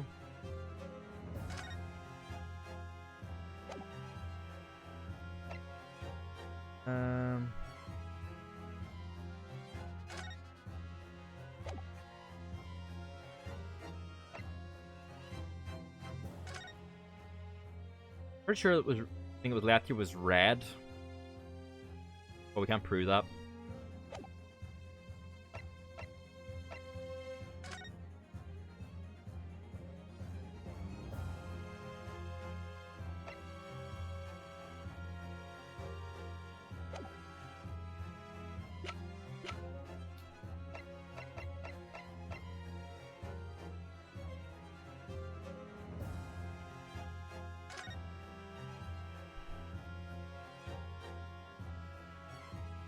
Taking both cups. Cups didn't do anything. The cups didn't work. That's about the nature of the defendant's tea.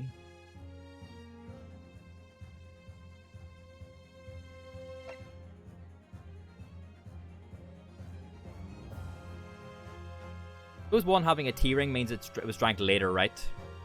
Otherwise, it wouldn't have had like. One has no tea ring, it's probably drank too quick. But if there's a tea ring in one of them, it means it's probably drank later, so that probably has bearing, right? That could be true.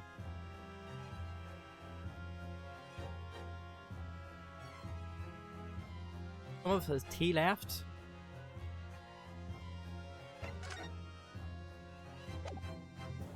What evidence from the scene of the crime? Envelope?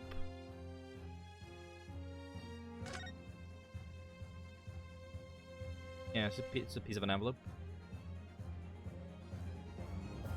Look through the envelope, see if there's anything there, but I can't see anything.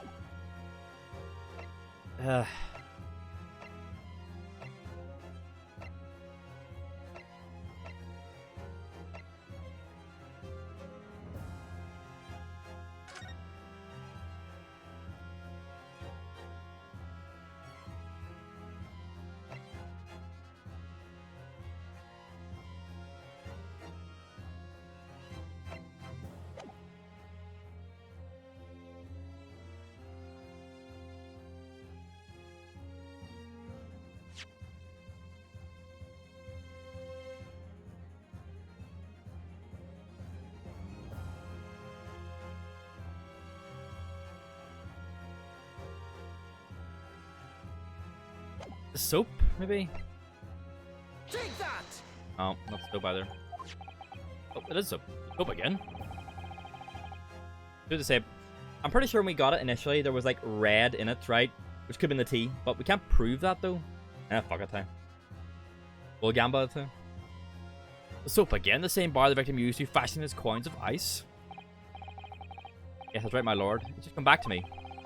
Something about when we first found this bar of soap at the scene yesterday. Okay. Not this. We just didn't have any way to prove it though. It's 4 bars of soap. What are bars of soap being lined up on a ledge outside the window? I'm quite certain that when we originally stumbled upon the bars of soap, there was actually a frozen coin in each bar. We discovered the gas thieves' coin factory. Fascinating. In a way, yes. But there's more. Oh, the fucking... Didn't they say... Didn't Soseki say... The water pump outside was frozen solid. That's why he brought him the tea. We didn't have water to use for his coins, so we used the tea instead. That's what it is, right?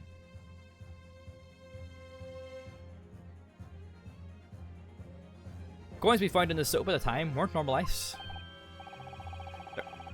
There's something strange about them, you mean? Exactly. Something very obviously strange.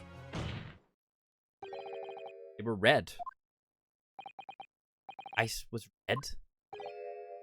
No, you mean it was tea ice. Iced tea. That's right, it's obvious to me now. The fake coins in the soap were made from frozen tea. What? I would remind the court of a statement made by Mr. Natsume earlier in this trial. Here it comes, here it comes. The pump was frozen.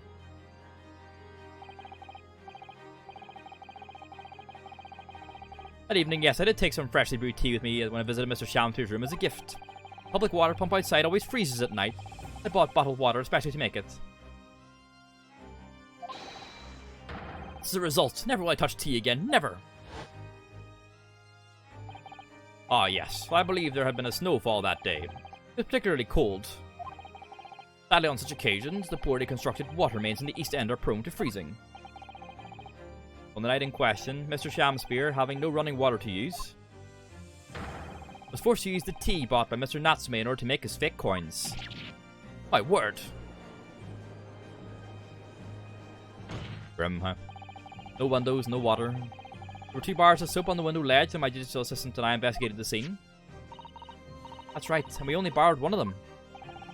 Means that even as we speak, some of the defendant's tea is still present at the scene of the crime. Frozen solid in a bar of soap outside Mr. Shamspeare's window. Love this music. Extraordinary. Earlier today, Inspector Gregson informed the court that if even 1 drop of the tea remains, Scotland Yard will be able to analyse it for poison. As such, we are now in a position to prove or disprove what has now been until now been mere conjecture. Fuck again. By finding out for sure whether or not Mr. Natsume's tea actually contains strychnine at all. Ah! Smug Nipponese. My lord, we cannot do the defendant the injustice of passing judgment now. The police should be dispatched to recover the remaining bar of soap from the scene at once. And the defense requests a thorough analysis of the frozen tea embedded in it to determine whether or not it contains any poison. Go. Bailiff! Bailiff! Instruct the police to attend the scene at once. Yes, my lord. Understood. Let's fucking go.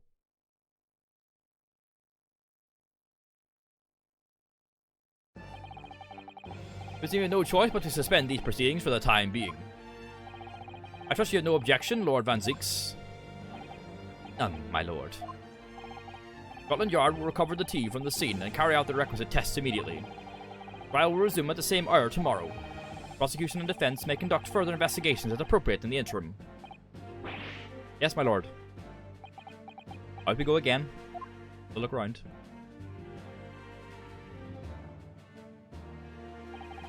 Well. Managed to scrape through there somehow. Thank you, counsels. Court is adjourned until tomorrow.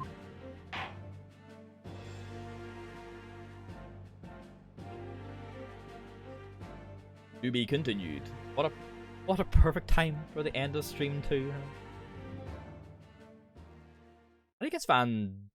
I've been saying Zeke's obviously. Renosuke does make a good thing, yeah. It's spelled like Zeke's. I just say it like, yeah, the pronunciation, yeah. I just say Zeke's. Likes as well. Likes. Progress.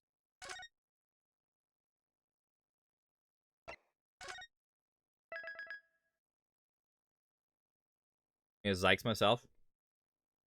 Zoinks. Mario, huh? Behind Zoinks, huh? Security character. Well, that's where we're going to leave it for today. Chat room, huh? We'll pick us up on Thursday for our investigation. Excuse me. The interim in the court. Tomorrow we're going to try Metal Hellsinger. New PC.